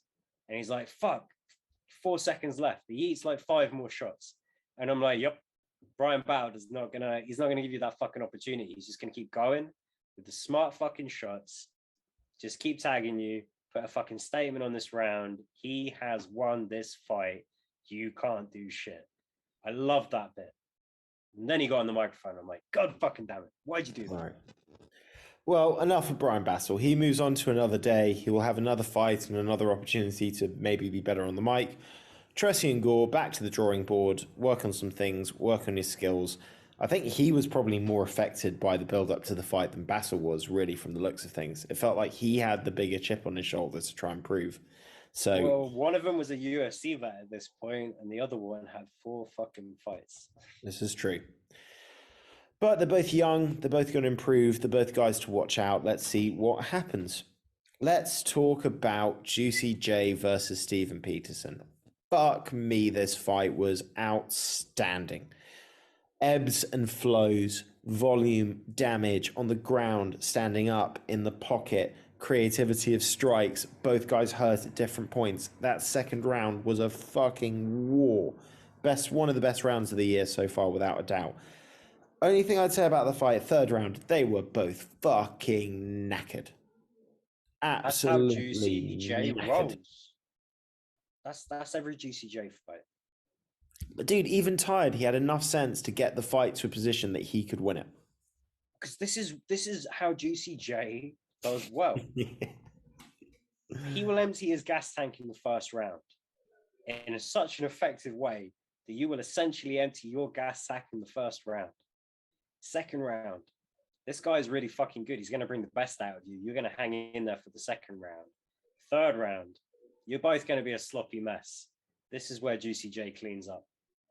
It's that fucking drunken master thing, you know? Just lowers you into this like weird hypnotic shit, and then fucking Darce choke, hook kick. Just weird stuff happens. Mate, Stephen Peterson was trying to land that spinning back fist all fucking night. But right when he could smell victory, he could see Erosa hurt, the spinning back fist that Erosa landed, in my honest opinion, completely changed the fight and won it for him. Because if he doesn't land that, I think he gets finished 5 or 10 seconds later. But that shot completely switched the momentum and gave him enough breathing room to apply his own pressure. But both guys deserve a massive pat on the back. The only shame is GCJ's walking home with an extra 100 grand because fucking they give them both. Nice. That's how it works. Oh, is that? I didn't know. I thought if you got a fight of the night and your opponent missed weight, you just got 50. No, you get your opponent's bonuses. Well, I know you get 30% of their paycheck and the bonuses. But because they don't get a bonus, I thought you got 30% of nothing on that end. I thought that was the standard. Because officially they don't qualify, so he doesn't get an extra 50 for Juicy to take 30 of, or to even take the whole thing of. No. Because I don't know if there's other examples of this fight in the nights for someone fight. There must be actually. I'm sure that was the precedent. I thought the precedent was that the guy that missed weight got nothing, the guy that won got 50. But if they gave Juicy 100, in fact, if they're giving everyone 100, I'm quite happy with that. I'm not. Well, you're making me less short. But my understanding was that the opponent gets any bonuses that would have been given to the other person if they miss weight. And my understanding of this actually comes from a fight where somebody missed weight and got a performance and fight of the night, but they themselves missed weight. And I think the opponent got it instead. So you imagine this, you get knocked out, but you get 50 grand for it. Well, you get 100 grand for it. 100 grand for it. You get 150 grand for it, plus just your show money. I'm going to have to double check this now, though, because the more I'm talking about it, the less likely it seems. We're talking about Dana White, so yeah. We could both be correct there. I could be correct, and in that instance, Dana might have been feeling petty and just wanted to rub salt in some cunt's face. You did an amazing job knocking that dude out, and he just made bank on it, you fat bastard. Like, it feels very Dana. Well, the thing is, Dana likes to save the money, but I feel like something like those fight bonuses. Bro, no, this is the illusion, though. The performance bonuses don't amount to shit. Like, they make so much money. The fighters get such a low percentage of the overall revenue. The performance bonuses are just the way to keep some people kind of on that company line, you know, kind of holding it down. Fuck the scabs, don't unionize. Like, these are good people. Look at how much money I got. But a lot of guys are kind of getting fucked. And Francis Ngannou's getting super fucked and gone. Shit, everyone in that division. Yeah, well, I don't know. Derek Lewis seems pretty happy with his money, but he also lives in Texas with no state tax, so he's taking home more. Derek Lewis is a king among. Derek Lewis is a demigod among men. Derek Lewis has no use for money or Instagram followers. He transcends everything else we're thinking about or trying to achieve. Ambition amounts to nothing with that man because he already owned it, you know? Also, I think he makes fucking loads of fucking endorsement money from his like Instagram following and shit like that. I wouldn't be surprised if that dude was low-key running a Fortune 500. Like, well, he's not Brian Stan, but like the guy is a demigod. I don't think he needs money. I think he probably has I think he can make money clicking his fingers. But I don't think he uses it or needs it. Because he's just above everything we're caring about. He's just the best. I have him such high regard. He's right up there. It's like my Mount Rushmore is like Derek Lewis, Jim Belushi, Steve Fletcher, and well, so I should put some more dead people on there. What dead people do I like? Oh no, fuck it. Me. I'll go on there. I'll be the fourth one. It's very on brand for me. Yeah. Makes sense. Enough about Derek Lewis. Let's run through the rest of this card very quickly. Miles Johns got subbed. Prelims were done out by Castaneda. I got this one wrong. I'm going to be honest. Everyone got this one wrong, you know? Like, Johns was like the next big thing coming up, but it's not just that, man. I fell asleep for this one. So I watched the prelims on Saturday night. I watched the main cards on Sunday morning, but I forgot that I fell asleep before there was one more fight. So I didn't see this fight. I saw Dawodu versus Trizano, which was a really, really, really good performance from Dawodu. Dawodu's good, man. I was on the fence of saying this was going to be a good fight, but I leaned towards good performance. Not that Trizano, who I picked, by the way, didn't put up a fairly good fight at some stages. It's just that, man, the head movement from Hakeem Dawodu, and just the body work as well. Body work was sensational, mate. The body work was fucking sensational. There were moments where he made Trizano look like an amateur, and Trizano would come back and flash those moments of brilliance that won him the Ultimate Fighter and show why he is an up-and-coming prospect in this division.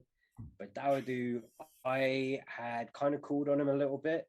Jesus Christ, this is like when Khalil Roundtree went full Muay Thai on Eric Anders. This was just like a fucking whole renaissance. This was probably the best performance I've seen from Dawodu without him finishing someone. This was great. No question about it. Really, really impressive. One to watch out for in that featherweight division, without a doubt. Looking like the man. Mean Hakeem as well. Such a good fucking name. Chidi Njokwani. We are not talking about the Chidi from The Good Place. This is no ethics professor here. This guy. That's a fucking great show. It's a fucking great show. Recommend it to anybody, particularly blokes that might think it looks like a really girly show. Just trust me. Watch the first 2 episodes. It nails it. Nails the premise. I mean, no, it's good all the way through. But I think it's kind of when you get past the first season where you're like, where are they going to go with this? And then you're like, that's fucking cool. How can you really get much play out of this? And then, I don't know. Every season is different. And that's its own very universe in a nice way that I actually found very fucking satisfying.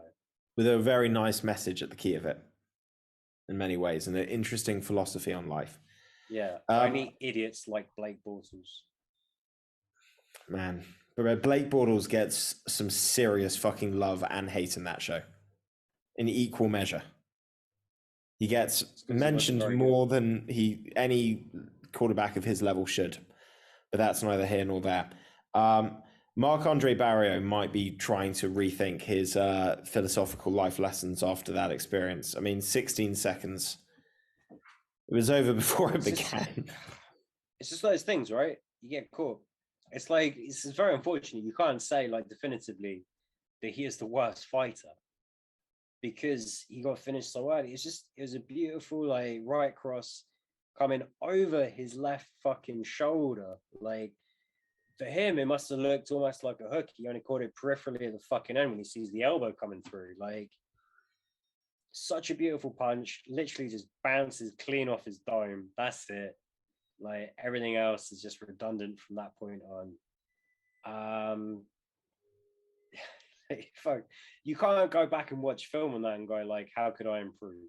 It's like, oof, don't take that fight, take a different fight. I don't really know where you went wrong with this one. Like, good point. It's just unfortunate. Great fucking finish though. Fucking outstanding finish. Alexis Davis still getting it done, defying the doubters, i.e. Sly and Josh, proving that form is temporary, class is permanent.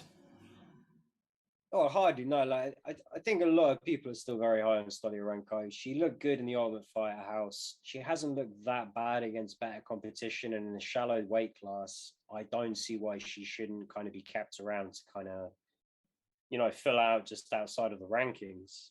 It's unfortunate she kept spamming that fucking armbar. I think there were moments, especially when the first armbar she looked in, she kind of like rolls with it, and I don't know.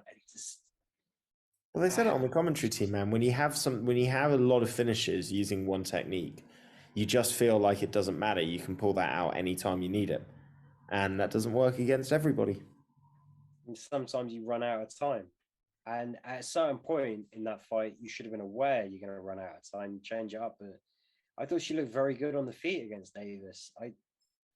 I got very frustrated with every time she kind of closed the guard, or every time she would just look to work the armbar, and yeah, it was kind of a bad game plan. I think she bounces back strongly from that. I don't think she gets cut. I think you're going to come around at some point and be a bit more of a Stolyarenko fan. But yeah, no, Alexis Davis looked good. She did look good. Onwards and upwards. Gelton Almeida destroys... Onwards and retire, because she old as fuck. That's also a possibility. Almeida's not retiring. He is looking like an absolute beast. I think Daniel Marquez is a good fighter, but didn't have a hope. Almeida's a big fucking dude. Impressive. A lot of very, very, not dominant, but just impressive knockouts. The Jason Witt, Philip Rowe knockout of Jason Witt, who was doing well in that fight up until the combination landed. But fuck, what a combination that was. Talk about turning the tide. Yeah, very nice. All of the prelims were fucking insane, man. What was the good prelims? So I had the Phil Rowe knockout. Shit, Malcolm X. I did not see that coming, and it's not really like a freak injury thing. Like, he very clearly fucked his arm up with the arm bar, and he knew. God, no, dude, I don't want to get flashbacks of it, man. It was so fucking gross. I'll read you what I texted Tom during that. It would have looked less grim if it had actually just broken through the skin. And I could have just been like, yeah, that's just a broken bone. Oh, God. What was it? What did I text Tom? It's like the first pulse in John Hurt's stomach. Yeah. My text Tom, 10 at night, mate, it's so bad. The arm, it's fucking disgusting. What arm? It's like, dude, first UFC fight, this guy's arm, it's just fucked. It's mangled. Malcolm Gordon felt bad as well because he knew he'd done damage to it. And he's just like, yeah, I was trying to put pressure on, and then I saw what happened. I was like, oh, fuck. Yeah. I mean, he might have felt a little bit bad, but he needed that win. So. Yeah, he did. But not like that. Not like that. You know what? He afforded that dude every opportunity to tap. It's not on him. That's true. That's true. But yeah, card kind of fell flat at the end, but it wasn't a bad card up until that point. Really, it climaxed at Arosa versus Peterson. After that, it wasn't quite as engaging. It didn't help as well that my Fight Pass app used to be fucking great. I used to be able to watch all the Fight Night main cards, and they've taken them off. I can only watch the prelims. Yep. It's fucking bullshit. I know, right? Which means if I don't stay up, it's really fucking hard to actually watch a playback of the card. I don't know what they're doing. It really pisses me off. I can't just get ESPN Plus and Disney in the bundle like they do in America. Yeah, you can't get ESPN Plus here, I don't think. Well, Can you? No, but Spain is like the tester country for these things. So when they roll it out in Europe, chances are we'll get it first. Okay, fingers crossed. Right, well, that was the card. Roll out the bundle. On to the news, and there is some news to discuss. We're going to look at some boxing first and foremost, because April 30th, date has been announced for the biggest fight in women's boxing history. First ever Madison Square Garden female headliner of a pay-per-view. And we've got Amanda Serrano fighting Katie Taylor, which is being co-promoted, believe it or not, between Matchroom Boxing, Top Rank, Matchroom Boxing, and MVP Promotions, which means it's being co-promoted by Eddie Hearn and Jake Paul. There's been a press conference. Jake Paul was very un-Jake Paul, just propping up the female fighters, and this is going to be a great fucking fight. Both of these women have been standouts in their class at lightweight. I think Amanda Serrano is a 7-weight world champion. So she's obviously been around for a while. Katie Taylor's still undefeated, pride of Ireland. This is going to be a fantastic fight. It's great to see that 2 female boxers are getting the attention and recognition they deserve, headlining a card, because female boxing is pretty far behind female MMA. So thoughts on this, Josh? I know Katie Taylor had a fight coming up. I don't care that much about boxing, so I didn't know who Soriano was. Amanda Serrano. Oh, no. Okay, Serrano. S-E-R-R-A-N-O. Who's the actual favorite in this? I kind of just assume that Katie Taylor is always the favorite. I don't actually know who the favorite is, man. Serrano's got 1 loss on her record, but she's got a lot more fights. She's been a pro for 12 years. Katie Taylor's been a pro for 5. So experience obviously goes to Serrano, but Katie Taylor's a very technically high-level boxer. Like, she had a much longer amateur career, much more successful amateur career. I think Serrano had 9 amateur fights, so did a lot more learning on the job. But it's going to be a good fucking fight, man. April 30th. Mark it in the calendar. Yeah, Taylor's a beast. Talking about Amanda's, Nunez has done a few more interviews about her split from ATT and her new gym that she's setting up. So she's been working with former ATT coaches as well, but apparently it's all quite a harmonious split. I wouldn't be surprised if she doesn't do some sessions in ATT, if she doesn't get some ATT coaches and fighters in with her as well.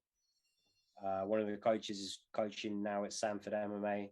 It's very much a harmonious, open kind of vibe, which, to be honest, I think, like we've said before, I think this is the best thing for her. But, did you see what she said about her knees? No, what did she say about her knees? Yeah, so let's just talk about the other big Amanda Nunez news. She's going to be coaching The Ultimate Fighter opposite Juliana Pena for the rematch of their for the bantamweight title. She's obviously been doing interviews. Pena's been doing interviews. They seem very amicable with each other. I think they're quite excited to do it. Obviously, Juliana Pena is an Ultimate Fighter winner. She's talked about always wanting to be able to kind of complete that cycle and go back as a coach. And they've been doing interviews. And Amanda Nunez said that she had 2 injuries to both of her knees going into the fight. Very much affected her ability to train. People obviously mentioned that she looked very flat-footed. I think that was a big factor as the reason why. So she's not making excuses, but I think she's kind of saying, listen, like, wait and see what happens in the rematch. Yeah, don't jinx it. Because you know how I feel about this. Okay, yeah, if you can't train properly, your cardio is going to be impacted, your sharpness is going to be impacted, but no one's healthy. Everyone's contending with injuries constantly. So, it's like, as soon as you say that, it's like, okay, so what's your excuse going to be next time? You're going to go knees again, you change your upsets, you back, No one's coming into these fights 100% healthy. That's not what a training camp is. It's not all like saunas and massages. It's fucking brutal.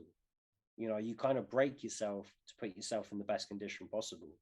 It's a very difficult balancing act, and it's very hard to perfectly manage all of the risk. Injuries are inevitable. At the same time, though, some people lose fights, they talk some shit. Here's what it fucking is. Yeah, it's like I take that with a pinch of salt, because I'm like, how much of it is a real factor? How much of it is sour grapes?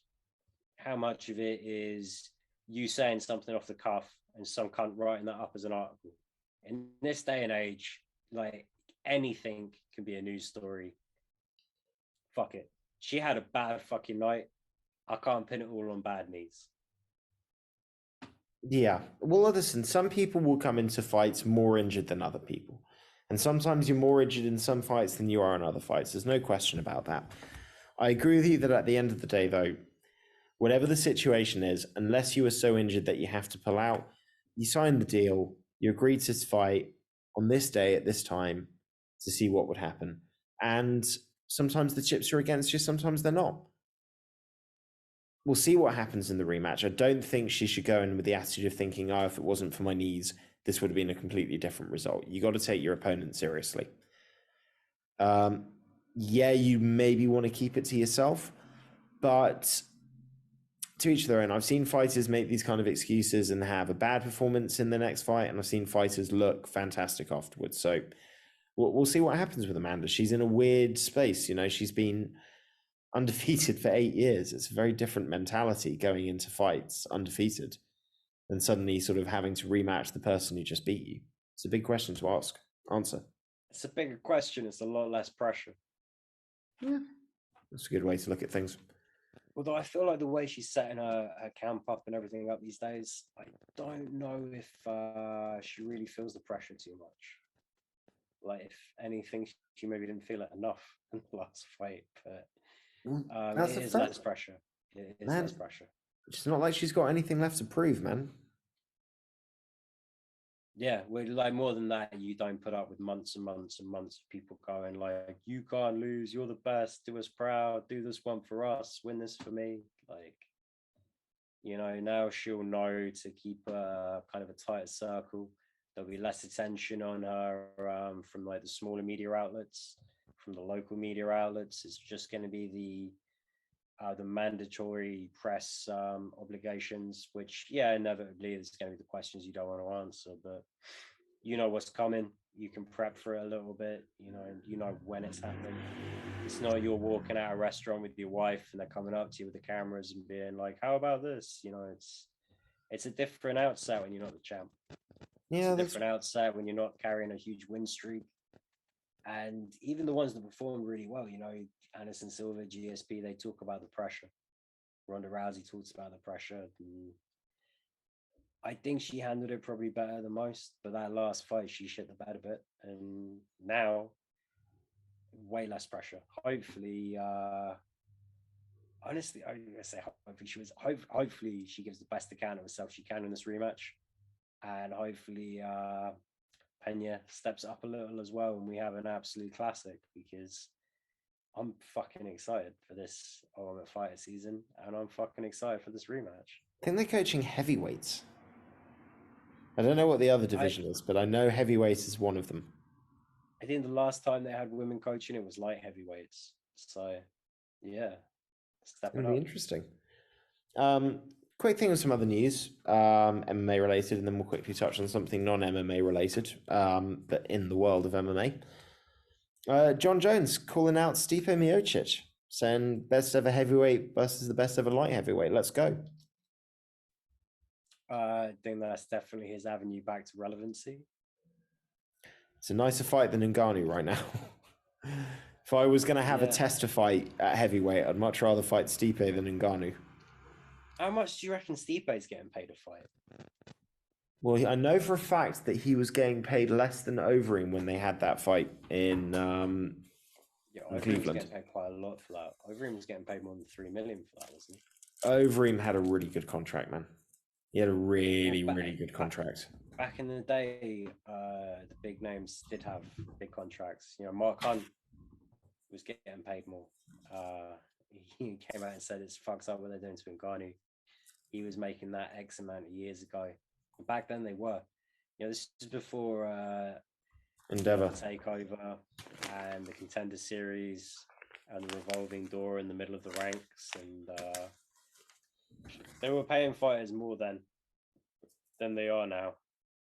I think DC was on like 2 million as a light heavyweight contender. I think Wonderboy, when he was a contender, was on like 600,000, like around that mark. No win bonus, and that's what they're paying the heavyweight champ these days. It's very obvious.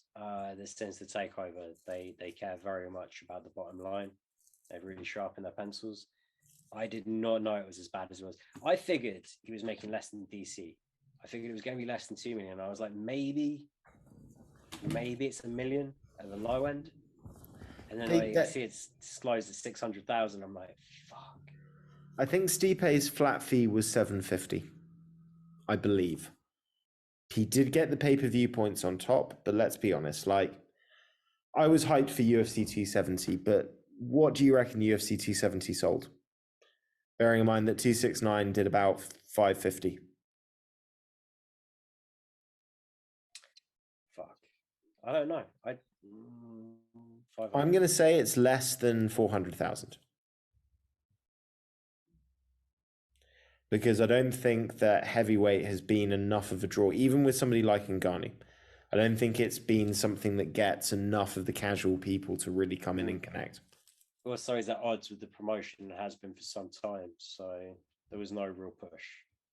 You know, so that's the other factor. Is like Stipe might have got 750, and yes, and that's not awful. And yes, you can say, oh, but he got the pay-per-view points on top. But it's like he's not making pay-per-view points like, you know, Masvidal made pay-per-view points for 251, or like Jones did, or like McGregor did. Jones, McGregor, and Brock Lesnar are like the benchmark. Like, those are the guys that cleaned up on the pay-per-view points. At the other end of the scale, you've got Mighty Mouse, and everyone in between. It's not nothing. It can be really good money, you know. And I'm sure GSP did okay, Silver did okay, but these days, it's not on the same level. They very much got this culture of not disclosing numbers, and I don't think that's to try and deter negotiations with future champs. I think that's because everything's kind of trending downwards more than it is upwards. The sport is more popular than ever, but I think even in boxing, like pay-per-views just don't have the same kind of like pulling power that they used to, you know. Media is just disseminated in a very different way these days, and the pay-per-view isn't kind of like the high point of like the week or the month or whatever that it once was. So you just need to get that fucking money like outright. You just need to have that open in the language, like never mind the back end. Like, I won 20 fucking million, or fuck off. It's different with boxing as well, though, man. There's only like 4, maximum 5 fights a year that get that kind of like big casual traction and interest in watching them. You know, whereas the UFC is trying to sell you 13 to 14 pay-per-view events a year. It doesn't feel as special. And the price just went up. Motherfuckers. It's bullshit, mate. Absolute bullshit. Talking of bullshit and changing the subject, the last thing I want to touch on before we go, what's your opinion on this whole Joe Rogan controversy that's shitting all over the world right now? His strength has always been his freedom to talk about whatever he wants to and to not acknowledge his own celebrity. And I don't think he understood when it went from his friends treating him like an Uber celebrity to way too many people across the globe treating him like an Uber celebrity. And he didn't really kind of account for it. And a lot of the historical stuff is very stupid shit. Like, I can remember years and years and years ago, I listened to podcasts and being like, I like that they can say anything on this podcast. I do wish they didn't say that, but it's not really the point of the podcast. Problem is, if you're kind of building off of like, you know, 10 million downloads an episode and $100 million deal with Spotify, you come under the microscope more than you were. And he probably felt like he was already living that life and managing it well. But, you know, it took a step up. The COVID stuff, the guy's always been very kind of politically agnostic in a lot of things. And I understand that you can drag out quotes and things, but so much gets taken out of context. And first and foremost, this guy is a comedian. Like, I don't know about the rest of the world, but for me, I knew Joe Rogan as a comedian before I even liked UFC. And I never watched Fear Factor. So for me, he was always a comedian that was also like this jiu-jitsu guy. And it's very hard to be critical of what comedians say on a podcast, because to some extent they're trying to offend you and trying to piss you off and trying to push the envelope. But at the same time, I'm not making any apologies. Like, yeah, don't say the fucking N-word ever. Like, in America, it's very different. I've been over there with white people that are like, why won't you say it? Like, there's no black people around, just say it. I'm like, no, I'm not fucking saying, like, doesn't matter who's around. It's the fucking principle. Like, Well, how the fuck am I supposed to like look my friend in the eye and be like, yeah, no, I said that word just around a bunch of white people when I was in America. Like, that's cool, yeah. Like, no, like. But okay, there's one side of this that I think, because I've watched episodes where he's used it, and there's one very key component that I'd say stands out in all of it. He has never called anybody the N-word. He has never used it as a slur. It has been in situations where they are discussing it objectively or situationally, or he's making a quote. And for me, it's that real issue of, like, are you saying it's a word? Like, I'm not saying, appreciating, of course, that particularly in something like a podcast setting, one should be aware that what they are saying and the language they use could be heard by a variety of people who could take offense to it. But I'll use a different distinction, right? Okay, if we can agree that the Nazis were one of the worst things that's happened in the last few hundred years, although for a much smaller concentrated period of time. But in that period of time, unintended. I wish it was completely accidental. I should have claimed it, but I'm too honest. No. You should never make a pun about stuff like that. I felt bad as soon as I suggested that, and I was like, hopefully, it'll just blow past it, and I won't have to address that I shouldn't have said that. But yeah. Well, it's neither here nor there. The point is that one could argue, and certainly there was a period after the war where to call somebody a Nazi had nasty, like, you are saying that the person is an anti-Semitic, Jew murdering fascist, basically, which is a pretty You're the worst horrific. Of the worst. It's worst like we have worst. A name for the bottom of the barrel. And yeah, he's Nazi. But there is an understanding about a distinction between saying the word just completely, subjectively Nazi, and talking about the Nazis and describing them in a sort of literary or historical sense, and calling somebody a Nazi. And although I think, obviously, what's happened, for people that aren't aware, is Joe Rogan got some heat initially for having a couple of people that are controversial on their opinion on vaccines on his podcast. And this has opened up a bit of a door for people to now smell blood in the water and come after him. And somebody made a YouTube video where they compiled the 20 or so times that he has used the N-word on his podcast, together without context, in the sort of supercut. And in each context, I haven't seen every episode, but I've seen here's the thing, though. Like, throughout the years, it's not that he says it in a bad way or anything. It's just he's very cavalier about his right to kind of be able to say this or to take the power out of it, and with other things, which is a very common theme among comedians. This is very much a large part of what they do. Yeah. Unfortunately, if you have the biggest podcast in the world, by the largest margin, I think you could probably take the next 10 biggest podcasts and all of their listens would amount to about 50% of what Joe gets. Yeah. You gotta understand that you can't just be a fucking comedian shooting the shit with his friends.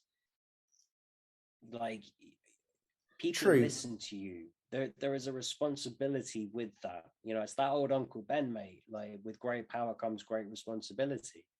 True. And he's been a little too cavalier with some things, and he's gonna handle it well.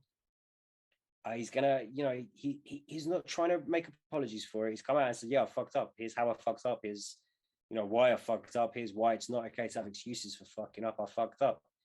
And it's going to blow over, because I think he's going to carry on doing what he does, but with a bit more of self-awareness about certain things. And to be honest, it's much needed, because I don't listen to the show now that I can't get it just on YouTube or harder to watch. I'll go Spotify for it. A lot harder to watch. Yeah. And frankly, there was too many times I was like, with interviews and shit, I was just like, you've turned into like Zane Lowe, if you remember MTV2 back in the day. Like, you're not the great interviewer that drew out interesting conversation topics with a vast array of guests. You kind of just brown nosing a little too much, and it's uncomfortable. But like, the guy's been doing this for so long. Of course he's gonna have slumps. So he's gonna have times when he's shit. and at least he's getting raked through the fucking coals publicly. So I'm sure he's just going to bounce back as good as ever. And so here's the thing, though, dude. Here's the thing, though, dude. I'd say with the N-word thing, they've pulled up episodes from there's not a single episode that they could pull up in the last few years because he stopped. He was consciously aware of it. Like, he changed his stance on it, and he hasn't said it. We're talking about 10 years ago. And I hate, it's something that I really dislike, of just digging around and finding things that you can then use. And I feel the motivation is like, why has this come up now?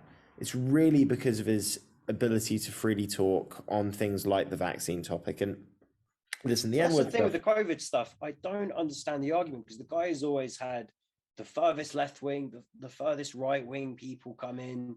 He doesn't. He's very agnostic with his political views. He won't go like, you sound like a crazy person, we won't have a conversation. He goes, you sound like an interesting person, we'll have a conversation.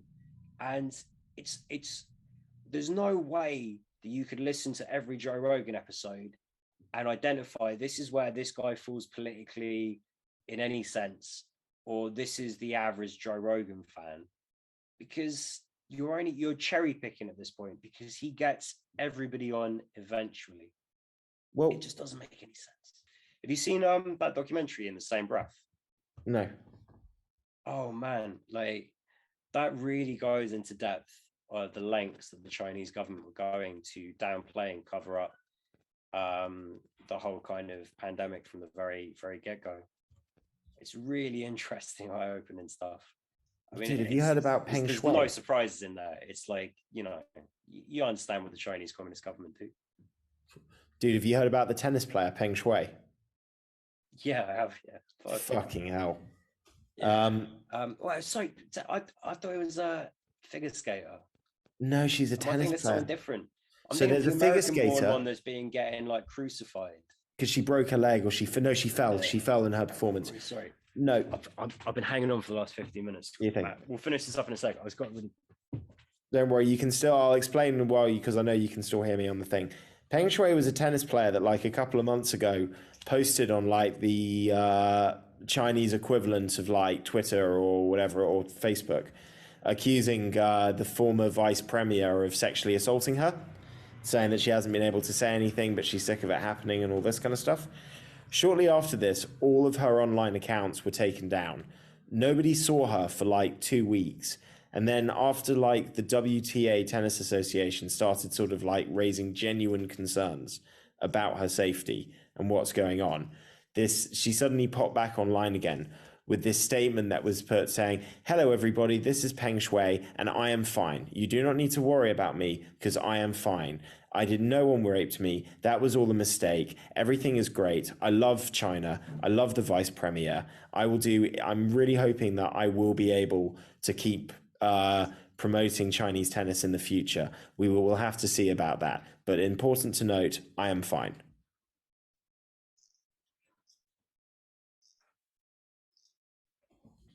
I'll just let that sink in for Josh.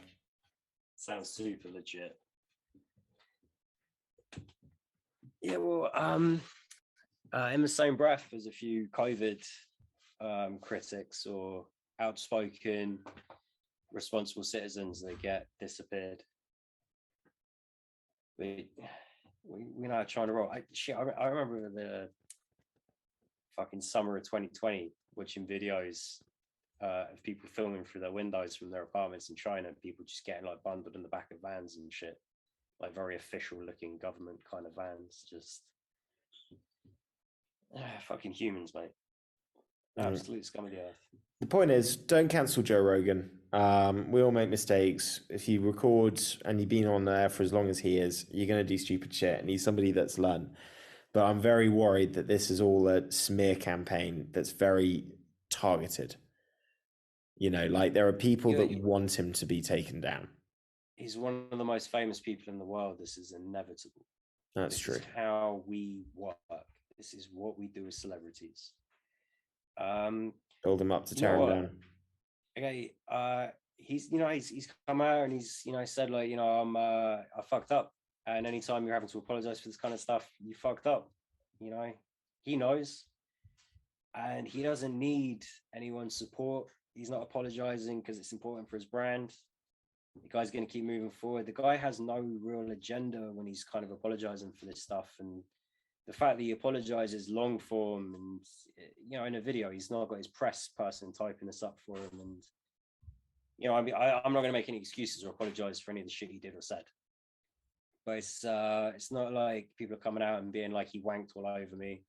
He molested me 1,000 times while I was a fetus. Is, you know, people are just, you know, this comedian that has this podcast where he talks about whatever he talks about, sometimes talks about unsavory shit, and sometimes talks to people that talk about unsavory shit. It's like, yeah, he's been doing that for a long fucking time, like closing in on 20 years, maybe.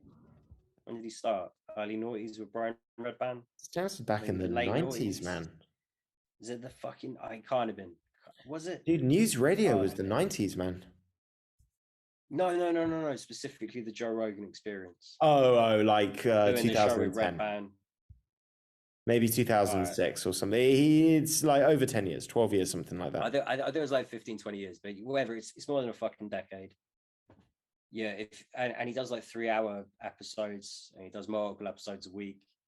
If you have tens of thousands of hours of comedian talking about shit and getting drunk and getting high, you know, I mean, there were a lot of big podcasters that if they were to go through every single minute of everything they talked about, they'd be ruined. But dude, I don't think going through they picked Joe. Going through our library, I think we'd have some shit that we wish we hadn't said. And we don't record live. I have the option of editing. I think most of what we say, we're just embarrassed about how dumb it was. I don't think we ever say anything bad. I don't. But you and Sly. Yeah, without a doubt. Nazis. I don't think we ever say anything bad. I just think we say shit that's stupid. Yeah, I'd agree with that.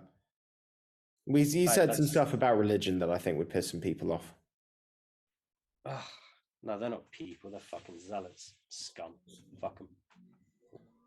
Hey, man, kidding. 20 years' time, that might be the kind of thing that gets you cancelled.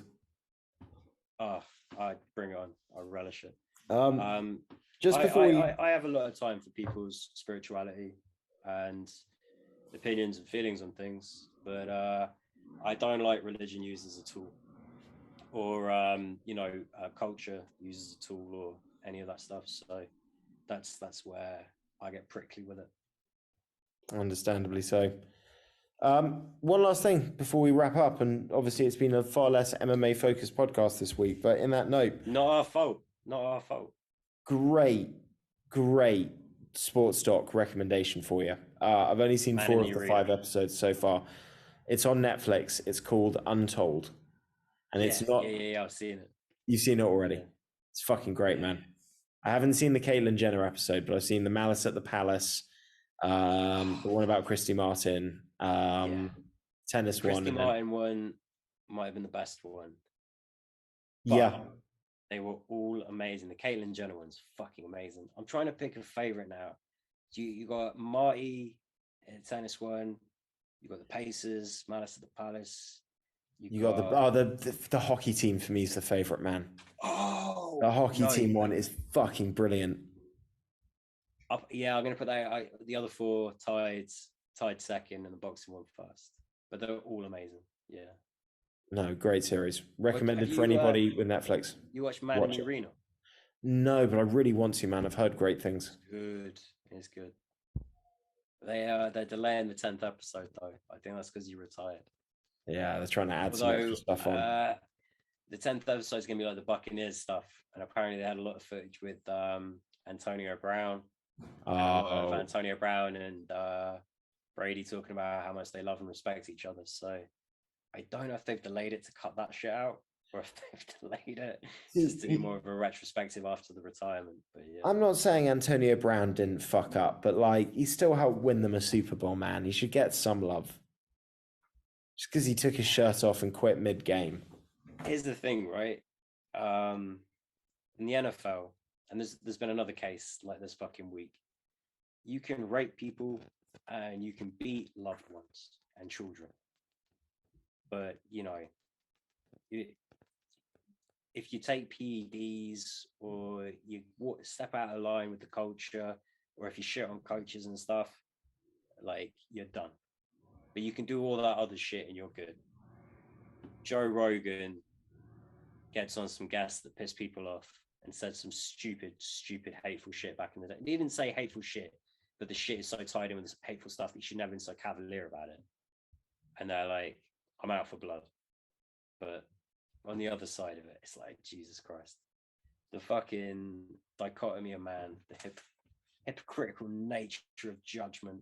Just well, dude, even like, did you see the Whoopi stuff? What she said about the Jews, that it wasn't racism. Yeah, I understand the point she was trying to make. She right, so she shits the bed hard on that and tries to stick by her guns, and everyone else is immediately like, she said a bad thing, so she goes under the bus. She immediately had no friends around her. Yeah, but I understand she was trying to say it was like more than race, it was race and, but she said it wasn't about race and then tried to stick too hard to that angle. Fucking dumb. Well, the only criticism I'd say is that all racism is about it features man's inhumanity to man. In many ways, it's our ability to try and dehumanize each other by focusing on the differentials. But it's the viewpoint that she's from an environment where she thinks that racism only applies if you can physically, see color differences, because that's the racism she's understood. If they're white, they didn't suffer racist abuse. But if you're in America, you have a totally different take on racism. It's just, and also, like, I'm not being funny, but Hitler specifically said something along the lines of, the Jewish people are a race that tries to hide behind a religion. As far as he was concerned, it was racial genocide. But the reason I bring this out and try and correct him on it, it was definitely and is racist. But dude, the reason I bring this up, man, is one, that mistakes can happen all around, but also dichotomy, man. We can't help but be unequal. If Whoopi Goldberg said if the exact same words were said by somebody that is on the right side of the viewpoint, people wouldn't have been calling for a 2-week suspension. People would have been calling for that person to never be on the air again. But because it's Whoopi, it's a 2-week suspension, and even then people are saying, well, that's harsh. You shouldn't be treated so badly for the words that she say. We're naturally inconsistent. This is the girlfriend at the time, Ted Danson. I think she was the only person that he was going to black up on TV, and that was very misguided. I would have thought she would have learned a lesson all the way back then. That was like fucking 30 years ago. And well, as somebody said, her entire career on The View is basically to say stuff that should be wrong and slightly controversial and, incorrect, and get paid money for it. So maybe the suspension was harsh. But the point I bring it up, we're inconsistent creatures, man. We all have favoritism. We all have things about ourselves where we can be really good or really bad with difference in different contexts. It's like, it's just the nature People should leave Whoopi alone, though. All right, she's just fucked up a little bit, a couple of times. She's a fucking icon. She was such a large part of my childhood. Every other film I saw had Whoopi Goldberg in. I thought maybe Star Trek. Damn it! I thought maybe you were a really big Next Generation fan. No, not a big fan, but like, do you know what I mean? I was that age that was on TV all the time. It's like true. People my age trying to pretend they've never seen Friends. It's like, it's pretty much all you saw. Yeah, it's not one of those, even if you didn't watch it, you would have been fucking aware of it. There would have been a Sunday where you were stuck and somebody put E4 on. Yeah, no one my age didn't see Star Trek, Next Generation, Friends, Buffy the Vampire Slayer, The Simpsons, Fresh Prince. And then there's a bunch of specifically British stuff I could reel off, but I won't, because I feel like that was more international stuff. Because in the 90s, international meant American subbed or dubbed. That's what international was. Nothing else really transcended borders. You would get the occasional French movie or something, but your international cinema, whatever country you lived in, was American. Did you ever watch Toonami? Is that the like the Cartoon Network light version thing? Yeah. So Toonami used to have like foreign movies, and like they'd have some Japanese movies that like weren't big international films, but were like big They put on Japanese like films. anime and stuff. Yeah, They'd have anime, they'd have live action like ones. Akira. I saw Passenger 57 on Toonami, which I remember watching at like 11 o'clock at night, thinking this is not the kind of thing I would expect to be on, Cartoon Network. Like Wesley Snipes in the 90s stopping a plane hijacking. Yeah, but it was that era of television where late night programming was stuff like Eurotrash and Topless Darts, and I remember the emergence of the phone-in sex shows. Oh, and dating channels. Do you remember dating channels? I don't remember dating channels. I'm not old enough for dating channels, I don't think. Mate, go back and rewatch Peep Show. I think it's the pilot episode. They have him watching a dating channel, and like see if that doesn't like ring a little nostalgia bell for you. I can't even imagine how a dating channel would work. It's just a mad drunk woman going, I'm looking for someone that's exactly like me. I mean, it's just Mark going, that's the exact opposite of what I'm looking for. It's just such a beautiful Mark moment. It's the first season of Peep Show, first series, I should say, is still one of my favorite. It was just like the trying to be like, it was the least trying to be funny kind of effort they could put in. It was just the darkest one. And they did a lot of fucked up shit in the later series, but it was never quite as dark as it was in the first series. I think the first episode ends with Mark chasing down some children with like a lead fucking pipe. Like, doesn't Mark get raped in a later season? By his mum's new boyfriend's daughter when he's writing the biography, ghost writing the biography. It's that's a great episode. That is a great episode. They're all great episodes. They are. Listen, mate, on that note, we've covered a lot of different topics. I've definitely said some stuff that might get me cancelled in 5 years, so I think maybe we should call it a night. Yeah, you got some editing to do, I guess. Yeah, I'm doing that first thing tomorrow. I'm not doing that tonight. I'm meant to go out for dinner now. Yeah, I was gonna go with Spider-Man, but fucking. Oh, buddy, it's so good. Don't know spoilers. So nothing spoiled. To avoid everything. Nothing spoiled. It's really good fun. It's really good fun. It's my favorite of Tom Holland's Spider-Man trilogy, and I like the first two. I really liked Homecoming and Far From Home, but No Way Home. It's really good. I greatly enjoyed it. I think I'm gonna have to go watch that tomorrow now. Do it, mate. You won't regret it. Guys, thanks for watching. Please keep watching, even if I said some stuff you might disagree with. Don't cancel Joe Rogan. Like and subscribe, and we'll be back later in the week for the Pick Show. Peace out. Bye, Dave. Bye, Laura. Bye, Trufo. Bye, Dave.